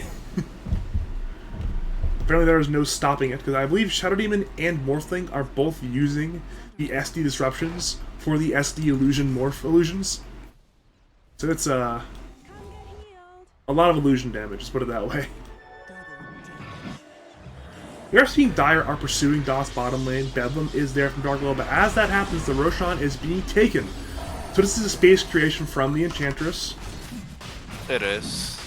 It is very good for Radiant actually. His life is sacrificed for the team. It's massive. No question is, can they high ground against a Morphling and a Sanking? I'll take that. Maybe quite difficult.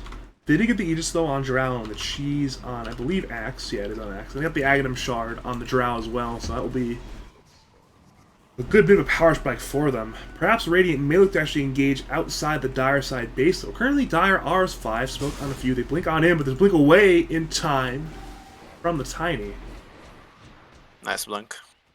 And Logical is still forward, actually might pursue for more, but does not find anybody.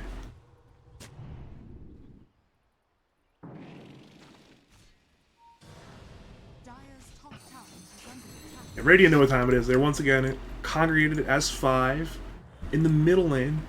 They're beginning to run it down a lane, perhaps, looking to go high ground. Foreplay almost gets caught out of the base by the Drow illusions, or sorry, the Drow arrows, but that's a pretty easy blink away from him. He blinks away, understandably.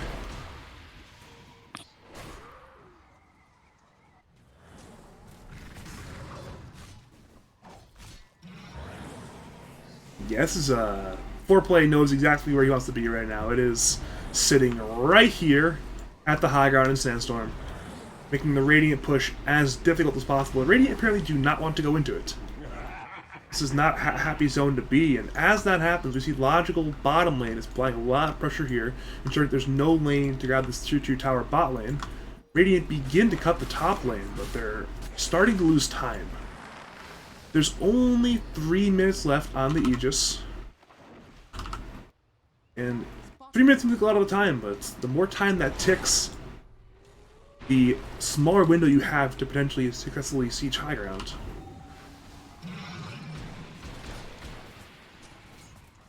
And mission accomplished. The waves have been pushed out. Radiant have to tend their lanes. Logical actually has a coil there onto the tiny BKBs. Looks for an avalanche toss, but is jaunt there from Logical. Blink is up in 7. He may be A-OK. Has silence. Has orb in 2 and phase shift. Call was short. Now in comes orb. Jaunt will be there, but he blinks away as well, and well, he's just fine. There is no death on the puck. Escapes 3 assailants, though they'll pursue with the smoke.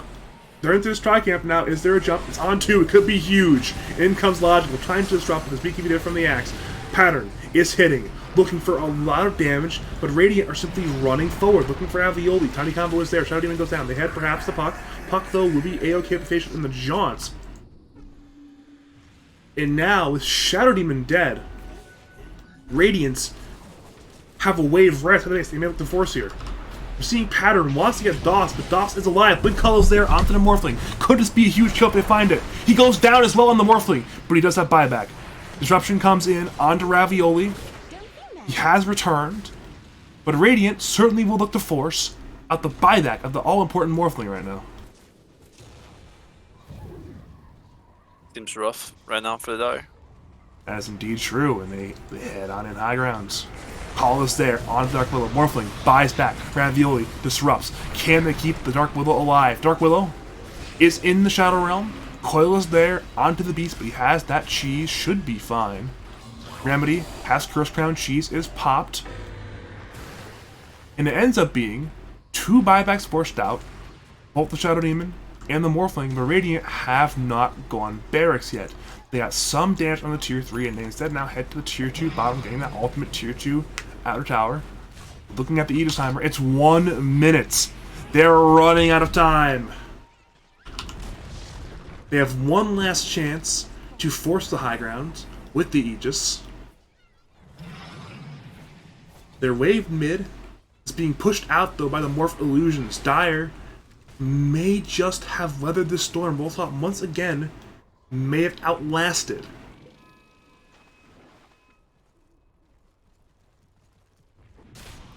Yeah, the Axe Illusions come forward, but the time appears to be lost.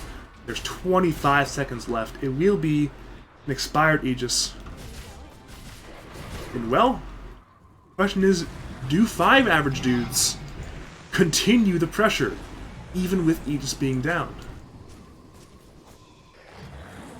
It's actually sudden. They can hit Sanking with sentries. It's pretty far. Alright, there goes Aegis. Disruption is there. On to PMA, but he will blink away before any damage hits that man to break his blink. And Logical now TP's back. They will look to fight as 5, but Radiant are running away. They appear to be good. And they are indeed good. And well, Going for the Aghanims. that'll be a lot of potential burst in that call there if he goes through the Aghanims on Axe, you're right. Situation where you meet, for those who aren't aware of what the Axe Preacher Call does, it applies Battle Hunger. It also means the Battle Hunger reduces armor. So it'll mean that, I don't hear what I say Morphling, that's a huge bit of his armor being taken away there. It goes from 43 to 36, which doesn't seem like a big deal, but he's effectively taking, what, like 20% more damage from physical at that point, if it happens? Yeah, and not also that, I think if he goes, if this game escalates to like 50 or 60 minutes, he can get the Octarine, and he gets like a ridiculous small time on the cooldown on the Berserker's Call. It's like 6 seconds. It's insane. Ooh, a blink call once again was attempted. Once again was missed, but you know what? If you don't attempt, you cannot hit the calls. We're seeing Logical now has decided to take up residence in the top lane. We'll push that top tier 1 tower.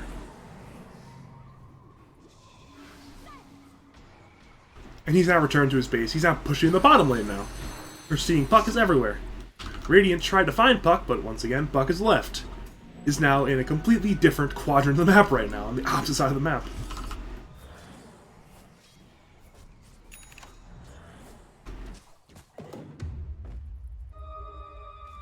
And I guess at this point we are now looking at the third Roshan of the game. The first 2 have been extraordinarily influential to the state of this game, so the third Roshan is probably going to be relatively similar. It will be the Aegis, will be the Cheese, will be a Refresher Shard. Should be interesting to see what happens there. Looking at key items going into that fight, Doss is about to buy a pipe.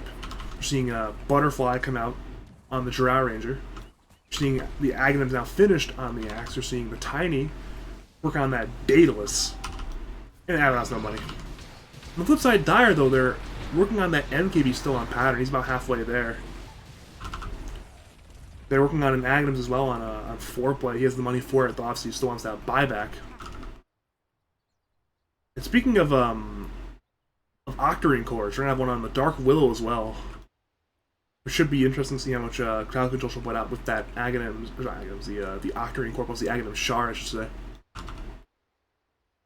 And then speaking of Octarine cores, it's logical with an Octarine core soon.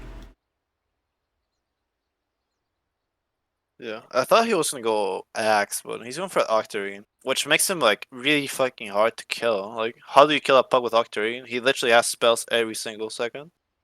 It's really hard. I don't see how they kill this guy. You might need to be perfect in some of your. I think if you're literally perfect with the Drow Silence, you can at least knock him back, and then do follow-up stuns. It's going to be very, very hard though.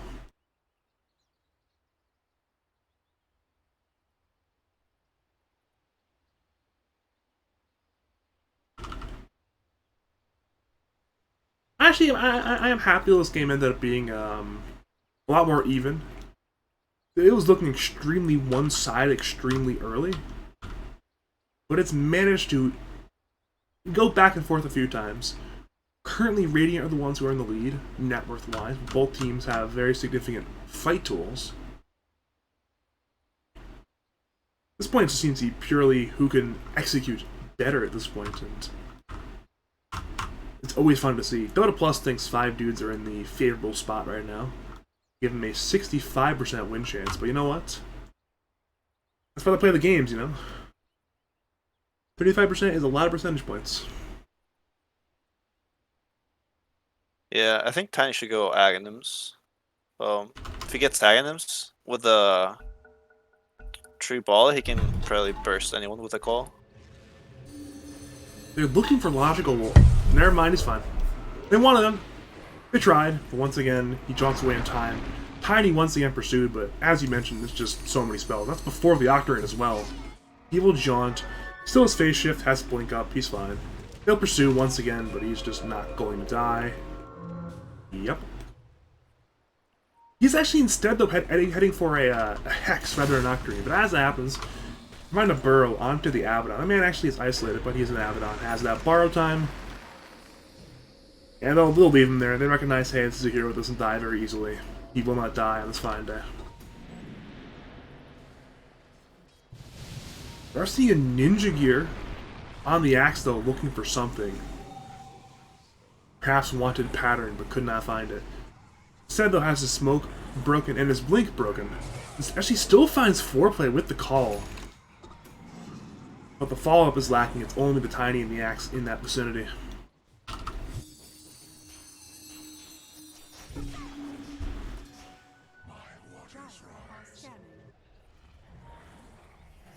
Well, both teams are now congregated around Roshan Pit. They know what the stakes are. Is Roshan could mean the game, and for 5 dudes, that could mean the series if they lose this Roshan fight. So both teams are understandably warding around the pit. They're putting illusions around the pit. Both of them are constantly just shoving illusions in there. That appears to be the current state of Dota 2. Yeah, they need to like Radiant wants control of top and mid lane, ideally, so they can have Roche control. Foreplay actually is fine. He's in Sandstorm. He appears to be in slight danger, but appears to be fine. They instead actually have the Beast go in looking for Logical. They're hitting, but Logical appears to be fine. Now they hit Doss instead, but Doss has that untouchable passive, so it's hard to kill that man with those right clicks, even from Pattern with all his agility right now. What is Doss doing? He's right into 5. This time he will not be able to tank that one. I'm not sure what he was thinking on that one, but he walks into 5, ends up finding a spot in the grave for the next minute. He actually has no buyback either, so... This could be very bad for Radiant, actually. Yeah. Looking at the Roshan timer, though, it is now alive, so there's no more timer in the pit. It's simply a Roshan in the pit, and Dire don't appear to know that, though. And the Beast is searching with a smoke, finds Pattern, perhaps. Call is there. In comes the Manta. That man got the strike mark off in time. He will waveform, doesn't even need a Manta. He gets away with the flicker. But now Radiant, no Roshan is alive. Dire should see it walk out of the pit as well. They see the Roshan. Both teams know Roshan is back.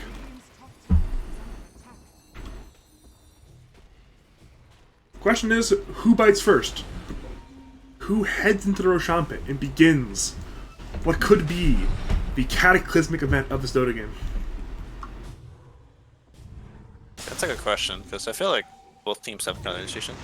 Oh, here we go. It's actually outside the Roshan pit the fight happens. They look for Neff, but well, both teams had flickers and blinks and Yules, and well, in the very end, nobody dies quite yet.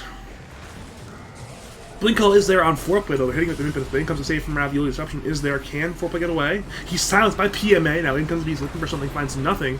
He's now taking a ton of damage from Pattern. In comes Logical, Coils there on 3.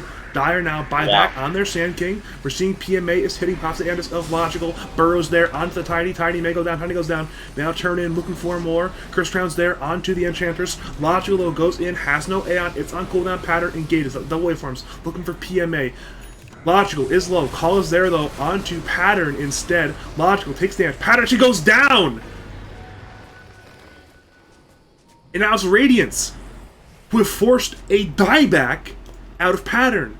His buyback, it's not even a dieback, it's simply no money. Now Call comes in, onto Ravioli, Curse Crown comes in, Silence comes in, Logical tries to do anything to disrupt. We're seeing a burrow on DOS, but the Beast wants to engage, has Blink in 3, may find somebody in 3. Can he find anybody? Perhaps, perhaps not. The Roshan picked, appears to be the target. Call comes in, onto Logical, he goes down, Burrow's there, it's only on illusions. Now DOS, Notorious, all run in, down goes Ravioli, he has no buyback. Call is there, on Remedy, he dies on that Dark Willow, and Foreplay gets away, but he is the lone survivor. And 5 dudes may have finally cracked open this Dota game. Yeah, they forced them out of the base. So that's where Radiant has an advantage over them. And Foreplay cut the wave middle, but there's waves already mid and bottom. T3 tower dies. Logical buys back. Ravioli buys back. Remedy buys back as well. So it's everybody but Pattern alive. But they don't know Pattern doesn't have buyback. Meanwhile, they find Foreplay, and Foreplay's buyback is on cooldown. If he dies here, it's a disaster. And that is 110 seconds. No Sand King for roll swap. And 5 dudes head right on into the Roshan pit. It's Aegis. It's Cheese. It is Shard of Refreshers. And well, it now becomes the hardest high ground defense of the series, or roll swap. Definitely really hard, no sinking. I don't know how they... I guess they can hold with a Morphling Bone. It's really rough spot right now.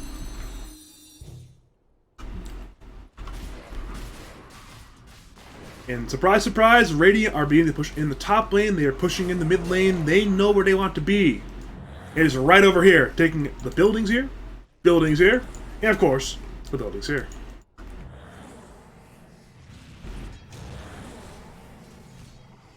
They will instead, though, opt for the mid lane. Their top wave actually is not in a great spot, so they're not even going to wait for that one. Roll swap, push in bottom lane to the tier 3 tower. So we'll have to solely beat these mid creeps. Ravioli spamming and a PMA blinks in looking for something. Logical has a silence. Pattern is hitting. PMA has the Aegis. He's fine. Now in comes Quill with a call there on Ravioli. Aeon is popped. In comes Terrorize. It's there. Hits, I believe, only onto the Drow Ranger. Now Banishment's there. Onto the Beast, but the Raindrax are already dead. Now Logical engages, disengages. He's trying to buy some time for his teammates to respawn. The melee racks, though, are the target. They will die. The Beast BKBs, Dire, are simply fighting these Axe Illusions. Now Radiant, they've obtained one full set of barracks. Can they find more? Aegis is still up. Cheese is still up. But so is Foreplay.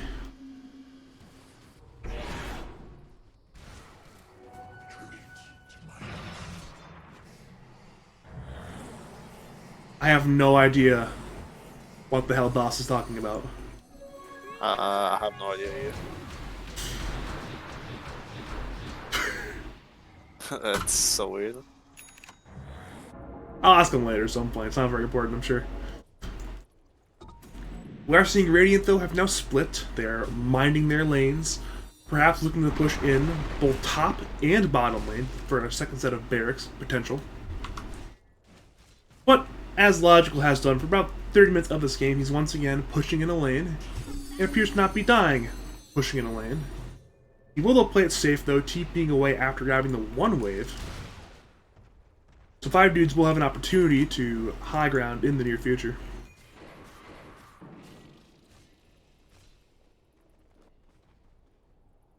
Here we go, it is a 5-man group. The wave is arriving. This could be do or die time for roll swap. 5 dudes begin the siege. They are set up. The creeps, they arrive.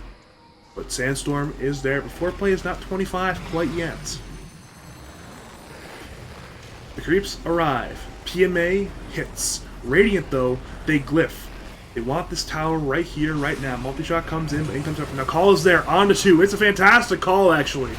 Silence is there on both of them as well. In comes Terrorize, hits on 3. In comes the Necklines, finds Ravioli. He has no buyback. In comes Epi, perhaps not, actually. Epi is canceled again, actually. Still not used. It's canceled multiple times by foreplay himself. Burrow's there on the DOS. Andis is popped. And the Radiant have lost nothing yet. They still have Aegis. They still have this cheese as well, I believe.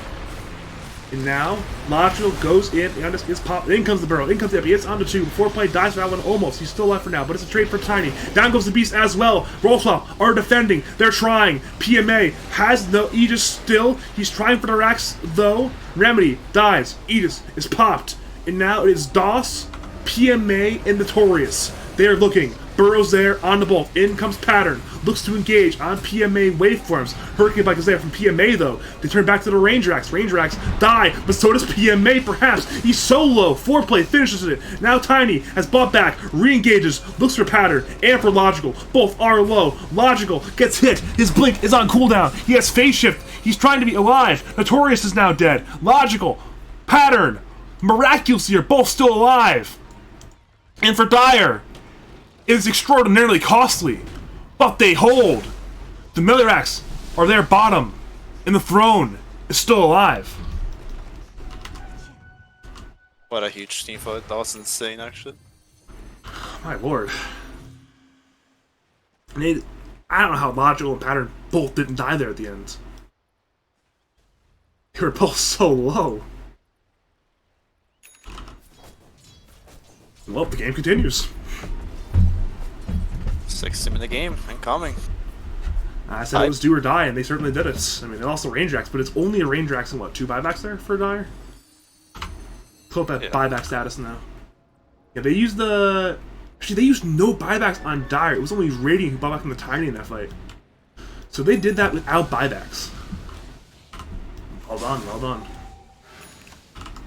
And Aegis is down, Cheese is down, Tiny buyback is down, and they may even find DOS top lane. Burrow is there. There's nobody in the Ench's neighborhood other than Dire Heroes. Pattern looks to hit. Actually decides to kill a T1 rather than DOS. But the Beast main engage here actually has that call if he wants to go for it. But Dire seems to be content with grabbing the T1 tower and running the hell away. Scared. Oh, the Beast can't. Oh! Barely escapes from that call. And you know what time it is, right, Jynx? You know what time it is. I look for the 4th Roshan. Nice. 3x.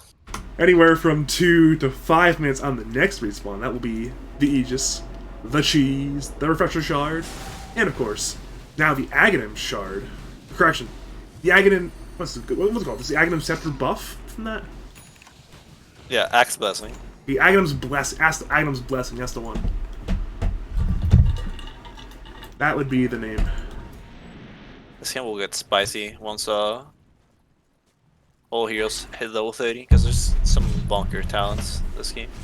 There's even some bonkers level 25 talents we didn't have in the last fight that we will have for this fight. Foreplay was not 25 last fight, now he's 25. That's a massive, the Sandstorm slow and blind talent. Might be the best talent in the game, actually, arguably. It is fantastic. And the Beast is once again searching. This time he does not find it. Both Foreplay and Logical were in the trees, but the Beast blinked into the wrong trees for that kill. So no kill. Speaking of things that are spicy, though, we actually are in striking distance of those tier 5 neutral items. Yep. They're coming out at minute 60, and well, we're at minute 54, so unless one of these teams just collapses right here, right now, we probably will see some tier 5 neutral items. I don't know what the Beast is up to, but he wants an opportunity, some kind of kill. Blinks on in to Pattern. Manta is there. Pattern's very low. Pattern goes down! It's a massive solo kill by the Beast of the US East! But this time, Pattern does have buyback. He can return, but Radiant will look to force it out, it appears. Though, Foreplay is doing a fantastic job of pushing out and cutting the bottom wave, though some creeps made it through. They now search for Foreplay. DOS and Notorious, though, are not heroes who can kill a Sand King anytime this year. So instead, they had mid lane. The Beast and PMA are nearby.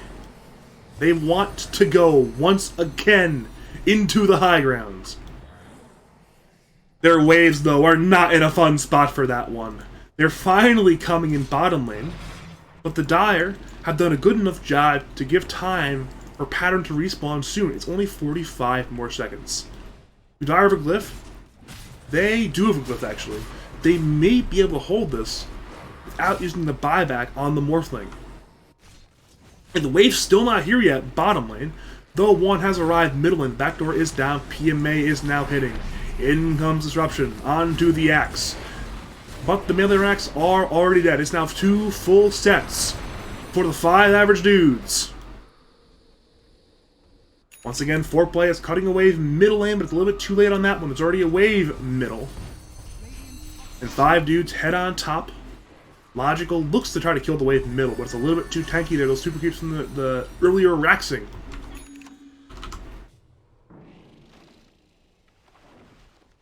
Oh boy, it's about time. It's gonna be very interesting what's gonna happen though.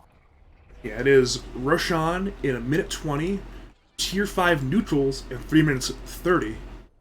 And looking at buyback statuses, most heroes have them. It is the Tiny who has it on cooldown, and the Enchantress who lacks the gold. Everybody else has the buyback, including, importantly, all 5 members of Roll Swap.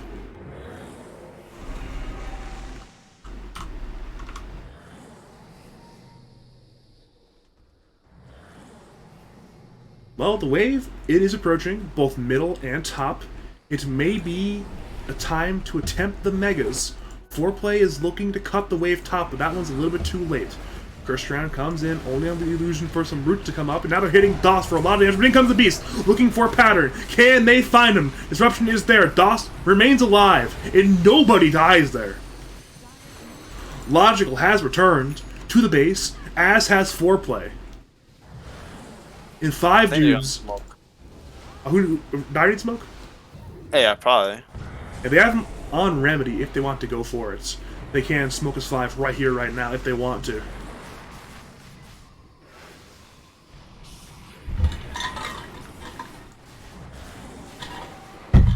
Apparently not quite yet. They're fine, simply letting things progress a little bit longer. Radiant have allegedly split up a little bit. And they have found what they've been waiting for. It is indeed the 4th Roshan of the game. Aghanim's Blessing, Refresher Shard, Cheese, Aegis. Where are they headed? Let's find out. Aegis goes to the Drow Ranger. Shard, once again to Axe, now has 2 shards in his backpack. Cheese to the Tiny, and then the Scepter went to... was it Drow Ranger? Was it... where did the Scepter go, actually? Oh, it goes to the Enchantress, okay. It goes to the Ench for that, Sprunk. Okay, then.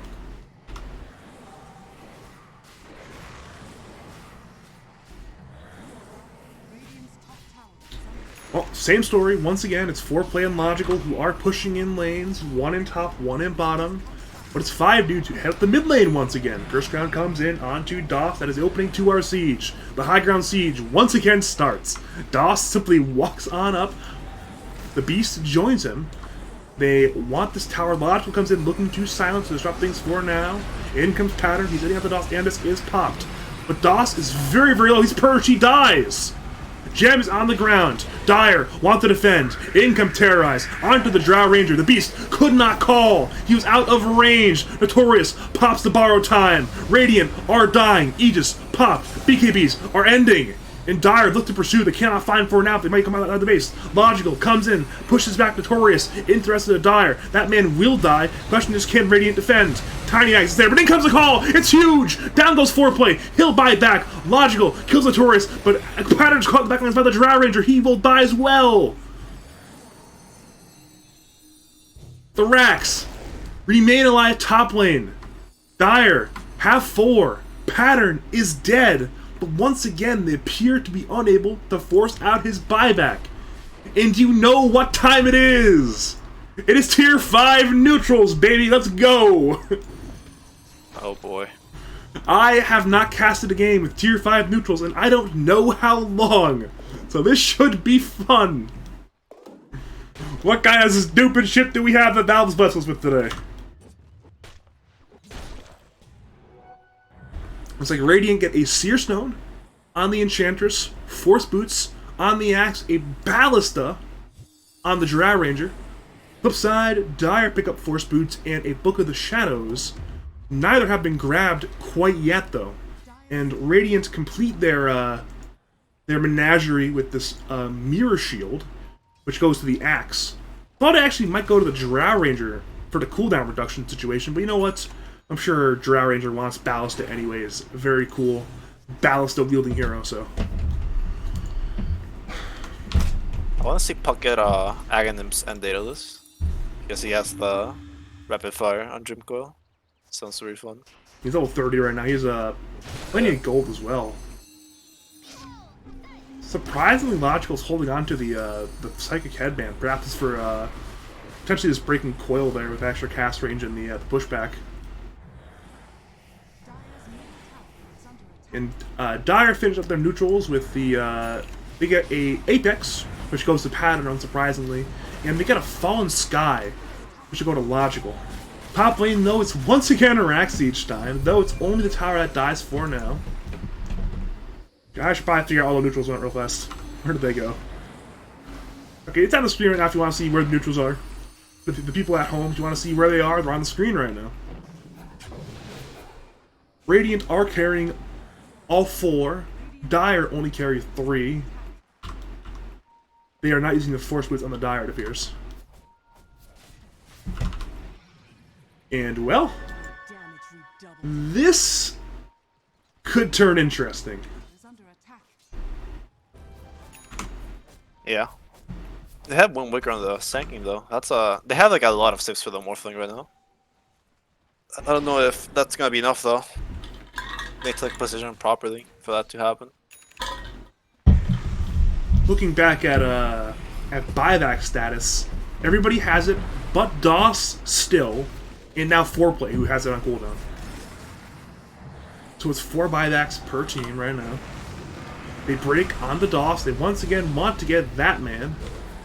But yes, Brink gets away for the time being. Not seeing Logical is in the bot tower, perhaps looking to rat out a little bit of Dota. Radiant, the Glyph. Dire, meanwhile, must defend their Rax top. Blink comes in, into Remedy. Remedy is in severe danger, but he does have buyback.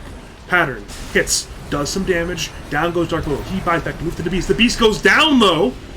And now, Dire are pursuing. They want to get more. Terrorize is there. But a BKB comes out from PMA. Ravioli dies. Top Rax die. Ravioli buys back. Dire need kills, want kills. Epi's there to little effect. Fallen Sky comes in. They want to get DOS. They want to get Notorious. They want to get anybody. They're chasing onto Ench. Curse Crown is there. Burrow is there. But in comes Logical. In those backlands. Silences. Dagons. Pattern. Engages. Does so much damage. Drow. She now dies. They once again look for DOS. In comes Neff. Looking for Pattern, but it's slightly short on damage. Toss comes in, but it's not enough. They move. Too Tiny. They want that man. Pattern goes in. Down goes Tiny. Notorious tries to TP. And will TP. But DOS will not be successful. He is in a 5v1, and the Ench goes down. 4 heroes on the Radiant are now dead. 1 has no buyback. But Radiant acquired Megas, and for Dire, it is the final do or die. It is time to go. The game's getting really, really spicy right now. Now, I think Dire has to be careful with Radiant split pushing. With some trials or something like that, then that'll be pretty detrimental. Their lanes are good for now. There's also no Radiant heroes to push the lanes out. So the time is now. You have to go now. They're looking even backdoor to the tower middle lane, and it looks like they'll be successful at that. The creeps arrive, so that backdoor region will be gone quite soon. They will... Question is, do they go for forcing buybacks? What do they go for here if you're Dire? Just to go for a burrow onto the Abaddon. Borrow time is up. Tiny is the first buyback. They broke the Abaddon. He dies. He didn't manually activate the borrow time. Now Call is there onto Pattern. Oh. He's disrupted. He's fine for now. In comes Tiny perhaps. No, we cannot engage. Quill's there onto. And Dire may retreat. Logical. Engages. Terrorize comes in. On the Beast. They look in. Epicenter is there. It's doing a ton of damage. They're hitting Tiny. Tiny diebacks. They move to the Beast. That man's half HP. Bedlam is there. They are hitting. Call comes in. On two. Disruption comes in though. To save. Logical. Engages. Burrow comes in. Remedy dieback. They move to the Beast. The Beast though has buyback. He buys back. He looks to engage. He's now chasing. Dire. They're TPing. The Call. It missed. But Radiant have held their base. And meanwhile, the Dire base, it is in shambles. Oh, that's insane, actually.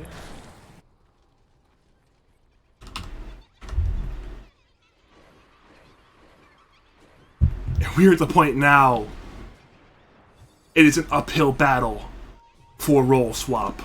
Radiant, engage. Burrow is there on the Enchantress. In comes Dagon. In comes Taunt there on the foreplay. Doss is fighting. He's literally an Enchantress. Might not go too well. Logical, silences everybody. Dire are doing a lot of damage though. Abaddon has borrowed time. Must see the Fallen Sky is there onto the Beast. If he dies, it's a dieback. He's so low, but he has that BKB. They cannot finish that man. Morphling buys Rapier. Call comes in on Ravioli. He has no buyback. Logical looks to find anything. Cannot find. Has to blink away. Meanwhile, at the throne, Doss is hitting. Burrow is there from Pattern. In comes Logical. Once again, silencing Big Gun. Looking for a Drow, but Drow's still alive. Glyph comes out. But the Dire throne is in fear danger. Logical's hitting. Pattern's hitting. Call comes out on Pattern. Pattern is low. Logical is low. Abyssal there morphling. Logical dies. He buys back to the throne.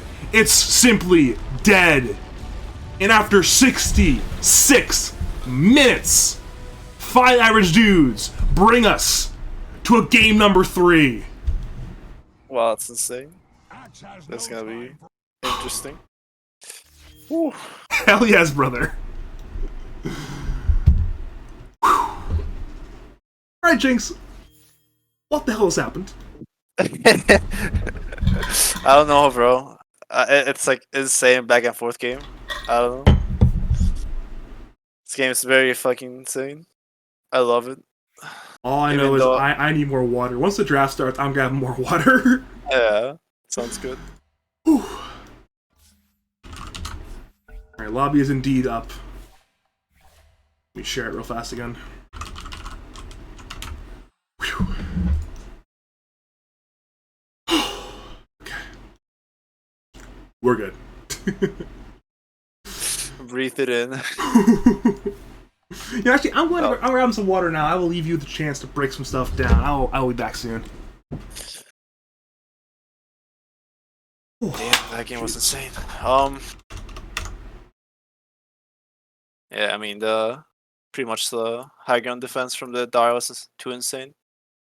The Sax Hero pretty much won them the game, but haven't really seen no snowball during the early game. Abaddon Hero protecting the rest of the heroes is really good. Talent 25 is really good when it comes to like protecting the Drow and the Axe when he gets stunned or like feared.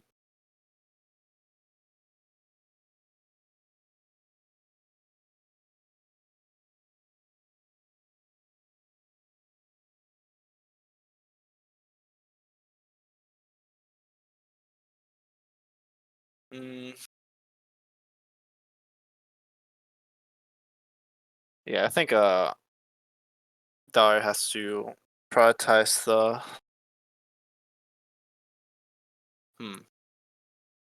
prioritize Morphling to farm, or like his lane in that sense.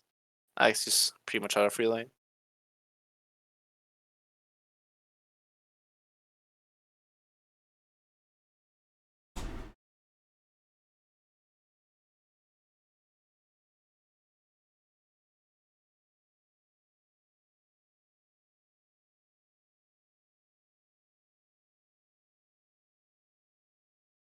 Pretty sure. Not sure if it's flip.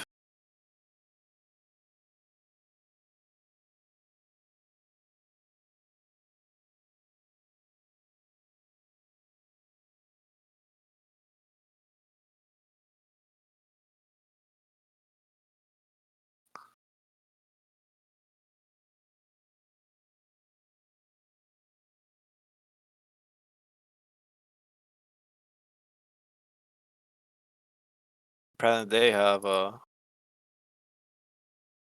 priority. Huh.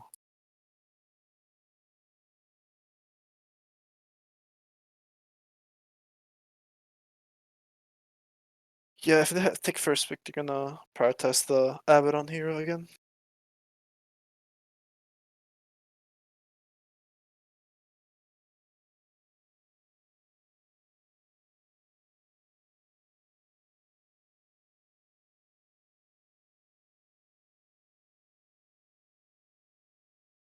I'm sure that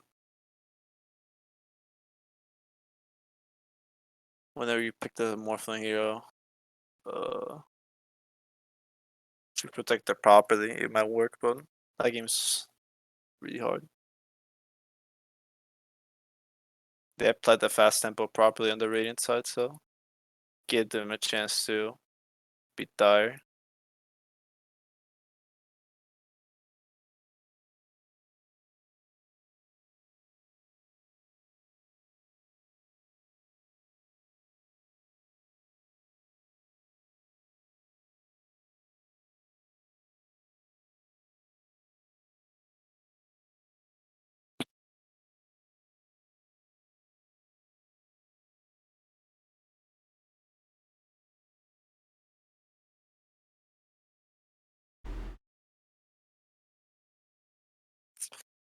It's very exhausting to play a 60-minute game and lose it.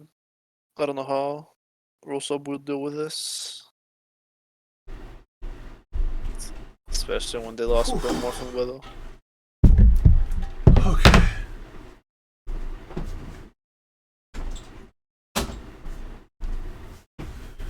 Oh. You don't have to wait for me, by the way. You can, I'm in the lobby. You can just go. Alright. Oh. Have they figured out how priority works yet, or no? I think they put it in chat. Higher seed gets priority game in 1 and 3. Alright, they remember how the rules work. Very cool. I personally think that game 3 should be a toss, but that's the admins of that. Let them be. You know, it's funny. I almost always grab water and go to the bathroom in between games, right? It's like I drink a lot of water, usually in a given Dota game.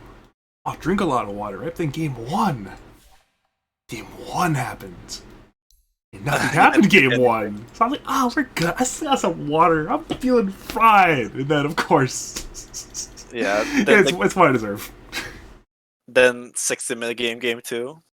Yeah. Personally, I don't know how Rollstop's gonna like putting myself in their shoes. I don't know how they're gonna deal with this stress from playing a 60-minute game and losing it.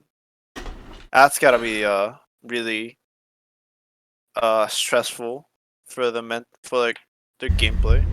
If that makes any sense. I mean, That's very annoying. It's often after a like a really long Dota game, you just get like a really sloppy Dota game. Yeah. And we'll see. I think they're gonna probably reconceptualize. If you look at the series as a whole, it's a game where they could have won, a game where they dominantly won, but the problem is it's a new game. It's no longer a best of 3, it's now a best of 1. It is win or go home. For both teams. Yeah. I'm excited, let's go. I'm really curious what Rollstop's gonna pick, actually. To be interesting. I'm going to once again pull up the stakes. The stakes are now obvious. The winner of this game, and this game alone, plays Clankers and the Guamants in the next round of the playoffs. And the loser goes home. Their League of Lads Season 7 run will end. I, for one, I'm hella excited. Are you, Jynx? Yeah, bro. It's especially when it's my team playing. You can definitely feel the excitement. It's just like you expect them. Like I want to be biased, but I expect them to win. But I'll be interested to see what Radiant pulls to like beat them. I'm kind of hyped about what Darius gonna do about it. And we're at the point now where it's the same hero. It's once again Enchantress coming out. Dire team This time, though, they return to the Abaddon, so, this is like both the drafts from both games converging. It's the successful Game 2 Ench pick and the successful Game 1 Abaddon pick, but they both have arrived. Do we know what the roles are for rolls out this game? I think it's pattern 3, logical mid, not mid, carry. Oh, Let me wait. check. Logical carry, 4-play, mid, pattern, offline? Yeah, I think it's like that. Uh-oh. Red Relay 5. Uh-oh. It seems like they've rolled bad rolls. Because, I like, think it's okay. pattern play is mostly 1-2, right? Pattern plays mid only, but he can pull out a 3 or 1. Okay, as is expected. I guess it's mid or morphling only, I guess in that sense, but I guess it is. I've only ever seen him play mid or morphling, so. Well, here we go again. Void Spirit has returned for the first time, this time on a different team. It's gone from 5 dudes, game 1 to roll swap game 3. But for 5 dudes, I guess if it ain't broke, don't fix it. It is the Ench Axe combo, the Ench Axe offlane. This time, though, there will be an Abaddon on the lane to protect whatever hero is unfortunate enough to have to lane against that shit. Yeah, this Axe hero Dire team from last game, destroyed Dire. They used to give him a free lane, and then he snowballed out of control. Even in late game, he showed that he can like one combo, call X combo any hero, especially Morphling. 10 seconds remaining. Very scary hero. 5 seconds. You saw throughout the game, like, the Beast just kept going in. He missed a lot of calls, but he importantly hit a lot of calls. He just constantly just blinked in just blindly sometimes into the void. It's fun to watch. I'd make him MVP of game 2, no doubt, easily. Oh yeah, owned. without Yeah. a doubt, it was just the beast of US East. I've called him my favorite player to cast in lads, and I think last game showed why. Yeah, it was pretty intense. He makes my job fun.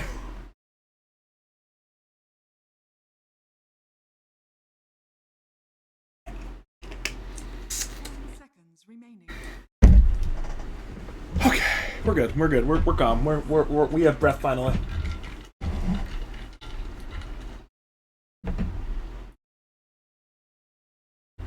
Seeing a lot of carries get banned out once again. No shocker on that one. Let's see, who has okay, Roll Swap have the 15 pick, and they have 24. So this means that they're probably gonna pull some kind of 4 hero here. You know what lane the Void Spirit's going to, or no? It's probably mid. Mhm. Very likely. Well, I think a pattern can play 3 board, but it's very likely it's mid. Dire team pick. Radiant team. Well then, that's actually a little bit ambiguous. We don't necessarily know what those 2 heroes are doing quite yet. I'm assuming one of them is the mid laner, but it could be a Void Spirit 3, could be a Leshrac 4, could be a Leshrac 3, we don't know yet. Seconds remaining. 5 seconds Interesting. remaining. Nick, even you were caught off guard by that one. Yeah, I don't even know what this hero's gonna be. Is it 1 dash? That's always possible too. I think it was picked a few games in the TI qualifiers, right? Yeah, it was picked by OG a lot, Lash carry. it brings a lot of fast tempo and farms really fast and effectively. So if Dire is the one setting up the tempo, they could be a really fast clash of team fights during early mid game.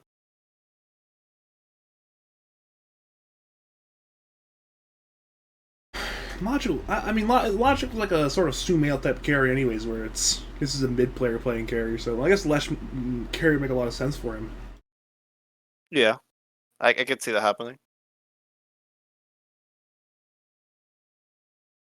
And the thing is, Rollstop have 24 as well, so they're gonna have no idea what is mid until 24 if you're 5 dudes. Could be Void Spirit, could be Lesh, could be an unpicked hero perhaps. A lot of good options. They go with the Grim again. It is all heroes that have been played already this series by 5 dudes. This is game 1 Grimstroke and then the game 2 Accident Enchantress, so they're sticking with what works, familiar heroes. They have they don't really have great combos with the Soulbind in this game though. They have Battle Hunger and they have Enchantress Slow. Which is not great, but they'll probably pick something better. It's one of the last 2 remaining picks. I think they're betting a lot on this X by picking the Grimstroke hero. And they putting their. This is what they've done for the last 2 seasons of Labs. They did it last season. They've done it all this season. They put their fate. They've rolled the dice with the beast of US East. It's paid off. Yeah, it's their highest MMR player. It's definitely worth it, 10 seconds remaining. even though it's an offline player. 5 seconds remaining. He's been getting a lot of MR in the last few months as well. Like I remember last season, lads, he was below 6K for a while, and now he's like 6,700, 6,800. It's pretty good. We do though see a clock. That does not answer necessarily where the Void Spirit and the Lesh are going, just that they'll be cores. Clockwork will presumably be the 4 and 5 dudes grab one of the premier carries of the patch. They grab the Luna, which is always nice to have.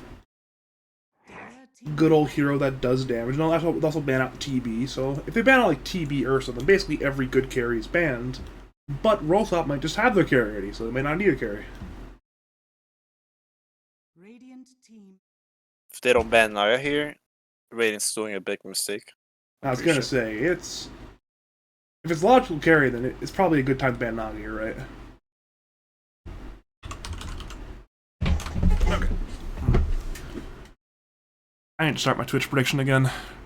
Who will win Game 3? They ban Ursa, okay. Alright, so actually they ban out the meta carry rather than banning out the logical carry.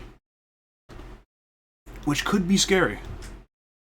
I think the X hero is good against the Naga, but I've seen it fail against Naga before, especially against Logical 10 seconds. in the Funny Zone series. So 5 seconds remaining. let's see if it's possible to do that. I could see it happening. It's like the situation we described. We talked about this last 2 games actually, where if 5 dudes grab, or sorry, let the Naga through and have to play against the Naga, it's almost like they have to beat the timing window again. Yeah, They have to beat the Naga before Naga has like what 3 items or so.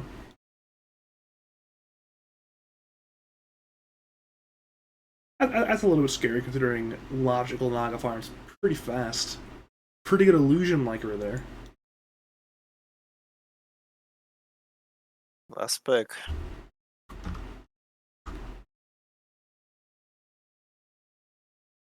Yeah, we are still waiting a little bit longer for that pick. Storm. Wow, okay. Alright, then they'll go on the Neff Storm Spirit, one of his better heroes. But Roll Swap instantly respond with the Razor. Interesting. So they'll put the Leshrac safe lane, the Razor the Razor off lane, and the Void Spirit mid lane. They will lane the Razor into the Luna, which is not fun for Luna, but not as bad as most melee carriers have to deal with it. Interesting. What are your thoughts here on these 2 drafts overall? Now we see the big picture. I personally think that role swap should swap the Razor and the Lash Lane and put the Razor against the Axe. So it's a favorable matchup for the Razor. I guess it's like okay against the Luna, but it's destroys the Axe and then it forces the Beast to like just go jungle or like not snowball the lane. I agree. I agree entirely. Because, I mean, it's not like Lash is bad against Axe. It's not like Razor is bad against Luna, but Razor just demolishes Axe. And after the last game, you have to have Axe at the front of your mind, right? Yeah, I mean that guy literally won them the game. Even though it's like it was like Drow was gonna carry them eventually, but Axe definitely carried. Alright, if you are just joining us, welcome to game number 3. It is the final game of the lower bracket best of 3 between Roll Swap and 5 average dudes. 5 dudes. Won game 2 in 66 minutes. Roll Swap won game 1 in less than 30, I believe. The question is, what will we see in Game 3? I am Badger, and I'll be joined for this cast by the one and only Jynx. And I don't even know what to expect right now. Yeah, I mean I didn't even expect the Lash picker either, so it's interesting because I think I mentioned earlier that Rule Sub's gonna probably reconceptualize instead of playing the clock timing on their late game hero, the 1v5 hero. They're gonna force a earlier timing. 30 seconds to It's interesting that Radiant, they went top lane. They played, it's been Radiant Dire, same splits all 3 games. 5 dudes have been Radiant all 3 games, both have been Dire all 3 games. 5 dudes went top lane on 4 the first 2 games, but game 3, they smoked to the tri-camp. They might not expect this. They see Ravioli, Inkswell is there, and that Abaddon certainly will go down. Shield is skill, but it will not matter. First Blood will get given to Neff on Storm Spirits. And that's the power of these best of 3s. It's almost like little metas develop sometimes. These little sort of patterns you recognize. If you throw them off like that in deciding game 3, well, they might not be ready. Yeah, I think when you do learn, you're pretty much doing anything to just win, which is very nice because now they pick fast tempo on the Dire as well. We did see 3 bounty runes go to roll swaps. Even though they lost the first blood, they did get something valuable in exchange, being that 3 rune advantage. But I'm sure Storm is fine with not having 2 bounties. Given. Yeah, first blood. He's okay.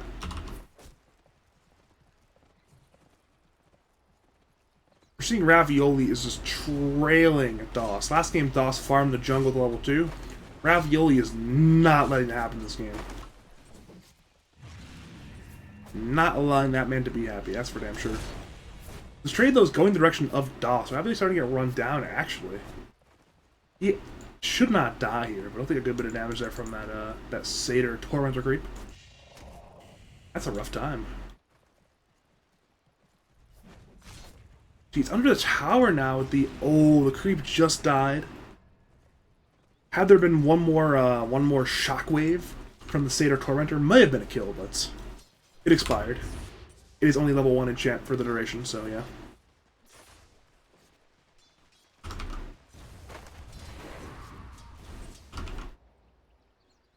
This bot lane's gonna be interesting because you see the clock hero just being. Once he gets level 2, he's gonna be able to like, kill the Luna and the Grimstroke. That's what the hero does. He's played excessively aggressively. He has a very deep ward as well. We'll never get dewarded this game. They link on the PMA, so PMA is not happy right now. Better Salt was used, but could not connect with a kill on that one.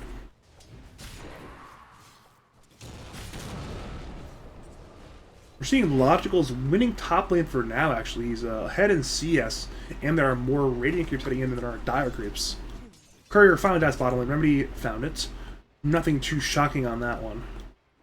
We're calling that one somewhat inevitable given that word right there.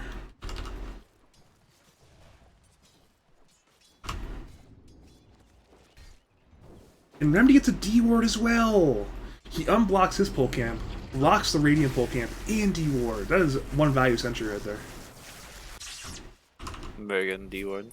I'm sure if you're a support player just sitting there like, yes, I love this ward. It D wards things and it blocks things. Yes. Yeah. I mean, to be fair, Remedy was the one that taught me how to like ward like very efficiently. This man is a warding expert, then. Yeah, he's really good.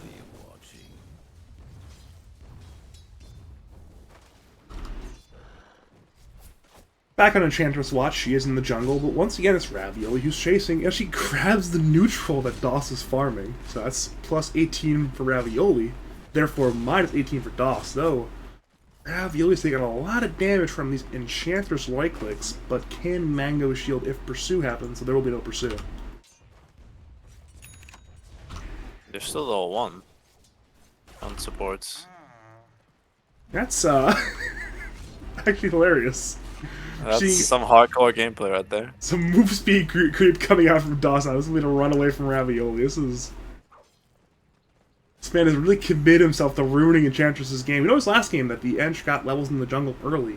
And bottom lane, they're going to PMA. Battery Assault is there. Link is there. Luna is in some danger, though. Inkswell was used by Notorious to keep PMA alive, but they both took a lot of damage. As I was saying, they had the early yells on Ench to really mess up Pattern's Morphling game. But now Logical is not really bothered because, you know, it's just level 1 Ench, level 2 now, but she's just super under level because of that. And the courier dies again. PMS courier died twice now this game. Remedy has really been a courier killing beast today.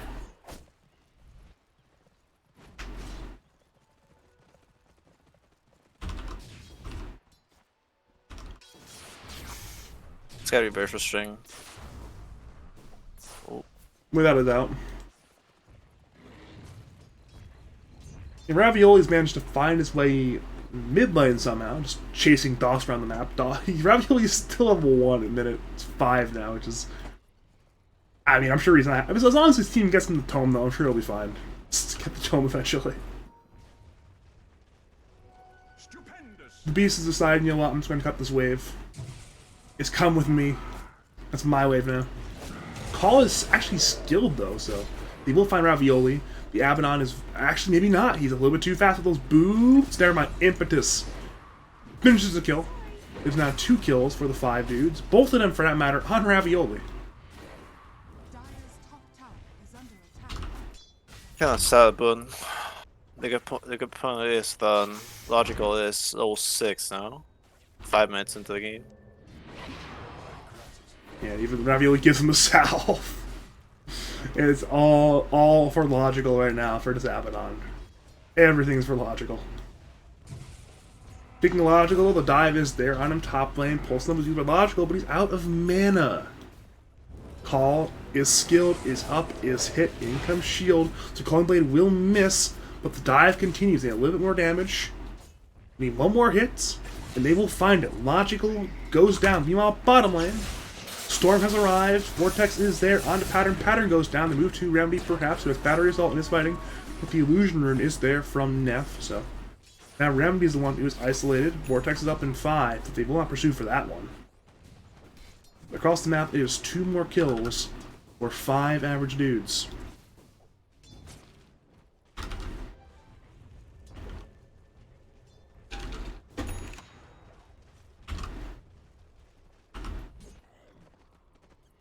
If you roll swap, these lanes started very well, but they're starting to turn out of your favor. What do you do? Do you have to like start making aggressive moves, or are you fine simply farming for now?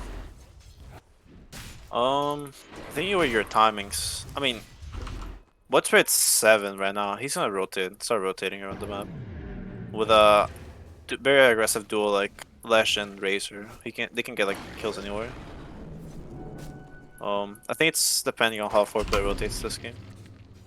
How Pattern gets kills in maps as well. Speaking of Pattern getting kill on the map, it will be one on the Notorious bottom lane. Yep. Solo kill there by Razor. Eye Storm was skilled, was used, Link was there, did a hell of a lot of damage, steal, and now Grimstroke is dead. Radiant's top tower is under attack.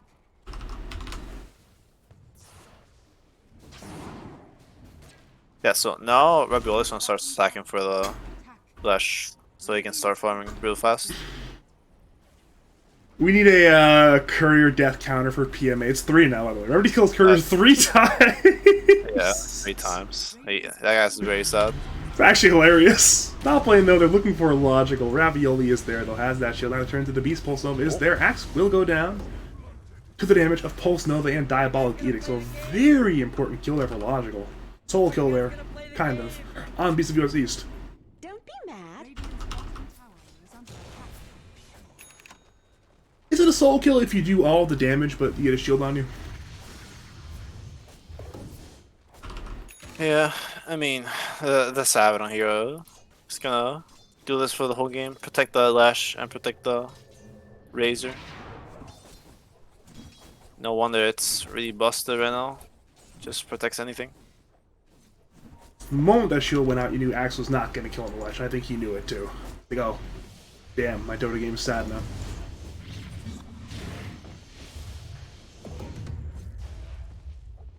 Something that actually could be interesting if this game goes late is Ravioli picking up an Aghanim Scepter on Abaddon. That will give the minus... Is under wait, never mind. They changed Aghanims, didn't they? It is. They instead go on to BCB's East top lane. Similarly is there. Splitter Earth is there. Down goes the Axe. They move to Notorious. But Foreplay has quite literally 30 mana, so... It will immediately be a kill on the Axe, though merely understates the value of killing the very disruptive Axe hero right once again. Radiant's bottom tower is under attack. Now Ravioli is endangered. Doss and Notorious are looking. Nepharize, Inksfall is there on Storm. They kill the Abaddon. They move to 4-player. That man's a little bit too evasive, it appears. Meanwhile, we're seeing Remedy is just bothering the Luna. Luna's only level 6 right now, and Remedy's just ensuring he's 6 for as long as possible. Tower is under attack. And in comes Axe. They are sick of Clock and its particular Dota 2 shenanigans. Cogs actually is there on the Luna. Is this a kill for Remedy? Oh my, Remedy! In the 1v2, meanwhile top lane, Doss is died looking for play. He dies. Back to Remedy. He's still alive. He has the urn. He's fine. He's out. Wow. Radiant's What a player. is under What a play. That was genuinely impressive. I missed some action top lane, but you know what? I don't care. I caught the important action. I caught what mattered. That was a sick play there by Remedy Clockwork. Dire's middle tower is under attack. Luna's very sad right now. 3k net worth at this point in the game. I mean, Definitely not what you want to see in the Luna. he's basically the same net worth as a Clock who just killed him. Yeah. And it is Luna. She will find some means of recovering at some point, but he's just having a real rough time at the farm this game. There's going to be a lot on the Storm and on the Axe to make some space this game. Now we're seeing Axe has moved bottom. Got a few waves now in the tower, and now he moves middle lane. They're perhaps looking to just make space. They're sitting supports behind Luna right now. Link actually is there on the Axe, but in comes Storm looking to turn. Vortex is there, Call is up. But Axe is too slow for now, it appears. Now Call misses. Razor, simply too fast. Radiant arrived, but so do Die. Remnant misses. The Beast taking a lot of damage. He should go down soon. The Battery Assault is attack before play. In comes Doss, has Centaur stun, hits on pattern. Vortex is there, but Abaddon is fine now. Arriving is Leshrac. Past travels. Notorious on that Grimstroke. Now dies. Ends up being 2 kills or roll swap, and they begin killing the mid-tier 1.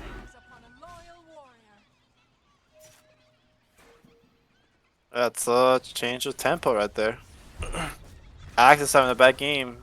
He won't get blink at least in like 3 or 4 minutes. And considering how Axes farm this this patch, that's like pretty late for an Axe. It's a big deal. I'm at the point now where if this Axe is slowing down, this Luna is as poor as she currently is. It is multiple cores on Radiant who are struggling. And it's not like the Storm is that particularly farmed either. So look at the hero net worth. It's 1, 2, and 4, all on roll swap right now, with Logical currently taking that top spot.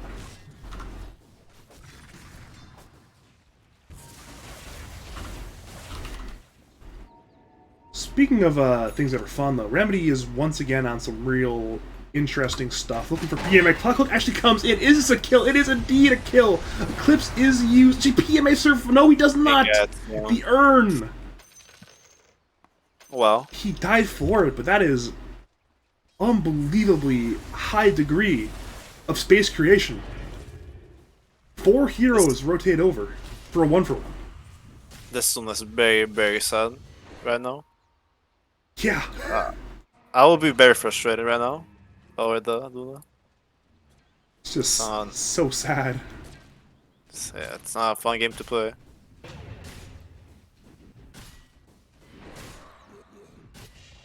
In the very end, she is the win condition for Radiant. They need Yeah. Luna to have some money, and she's still barely 6th in net worth. I say barely for a reason. Remedy, with these solo kills, has been keeping up with the Luna. Though, good news for Radiant, pick up a regen rune on Storm. Perhaps they can make some kind of play with that in the near future to potentially cause some havoc. We'll see. Wow. Top lane? See, no, there's no way it's happening again, right? There's no way it's happening again. No, it doesn't happen this time. Storm has arrived. Vortex will be there. This time, Remedy could not find the kill. Meanwhile, mid lane, they're looking for DOS. Yules is there. Splitter is there. That man will go down. Radiant may rendezvous mid lane, but it appears to be too late. DOS actually bought back. That was... They really want to force this fight, apparently. Foreplay steps in, steps out. Now, should be time for Dire to not be here anymore. Super early buyback, not gonna lie. Yeah, maybe they really want to fight, but I don't think he needs to buy that there either.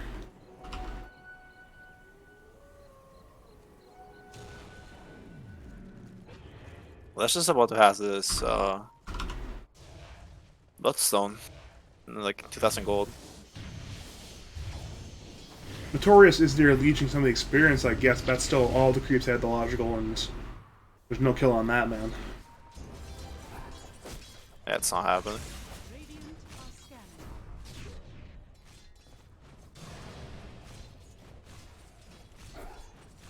They actually still have the regen rune on Storm Spirit. They kept it in the bottle the entire time, so they have another half minute on that one before it pops. Dire scan, though, and they know there's a hero sitting behind the beast right now, so... They TP away on logical, they're now mid lane. Recognizing hey, there can only be 3 heroes here right now. You still want this mid T1 tower. The siege unit from minute 15 is still alive. Edict is level 4. And they will indeed finish that tower. Can Radiant respond? This question. What is this doing? He's just dead. Die back.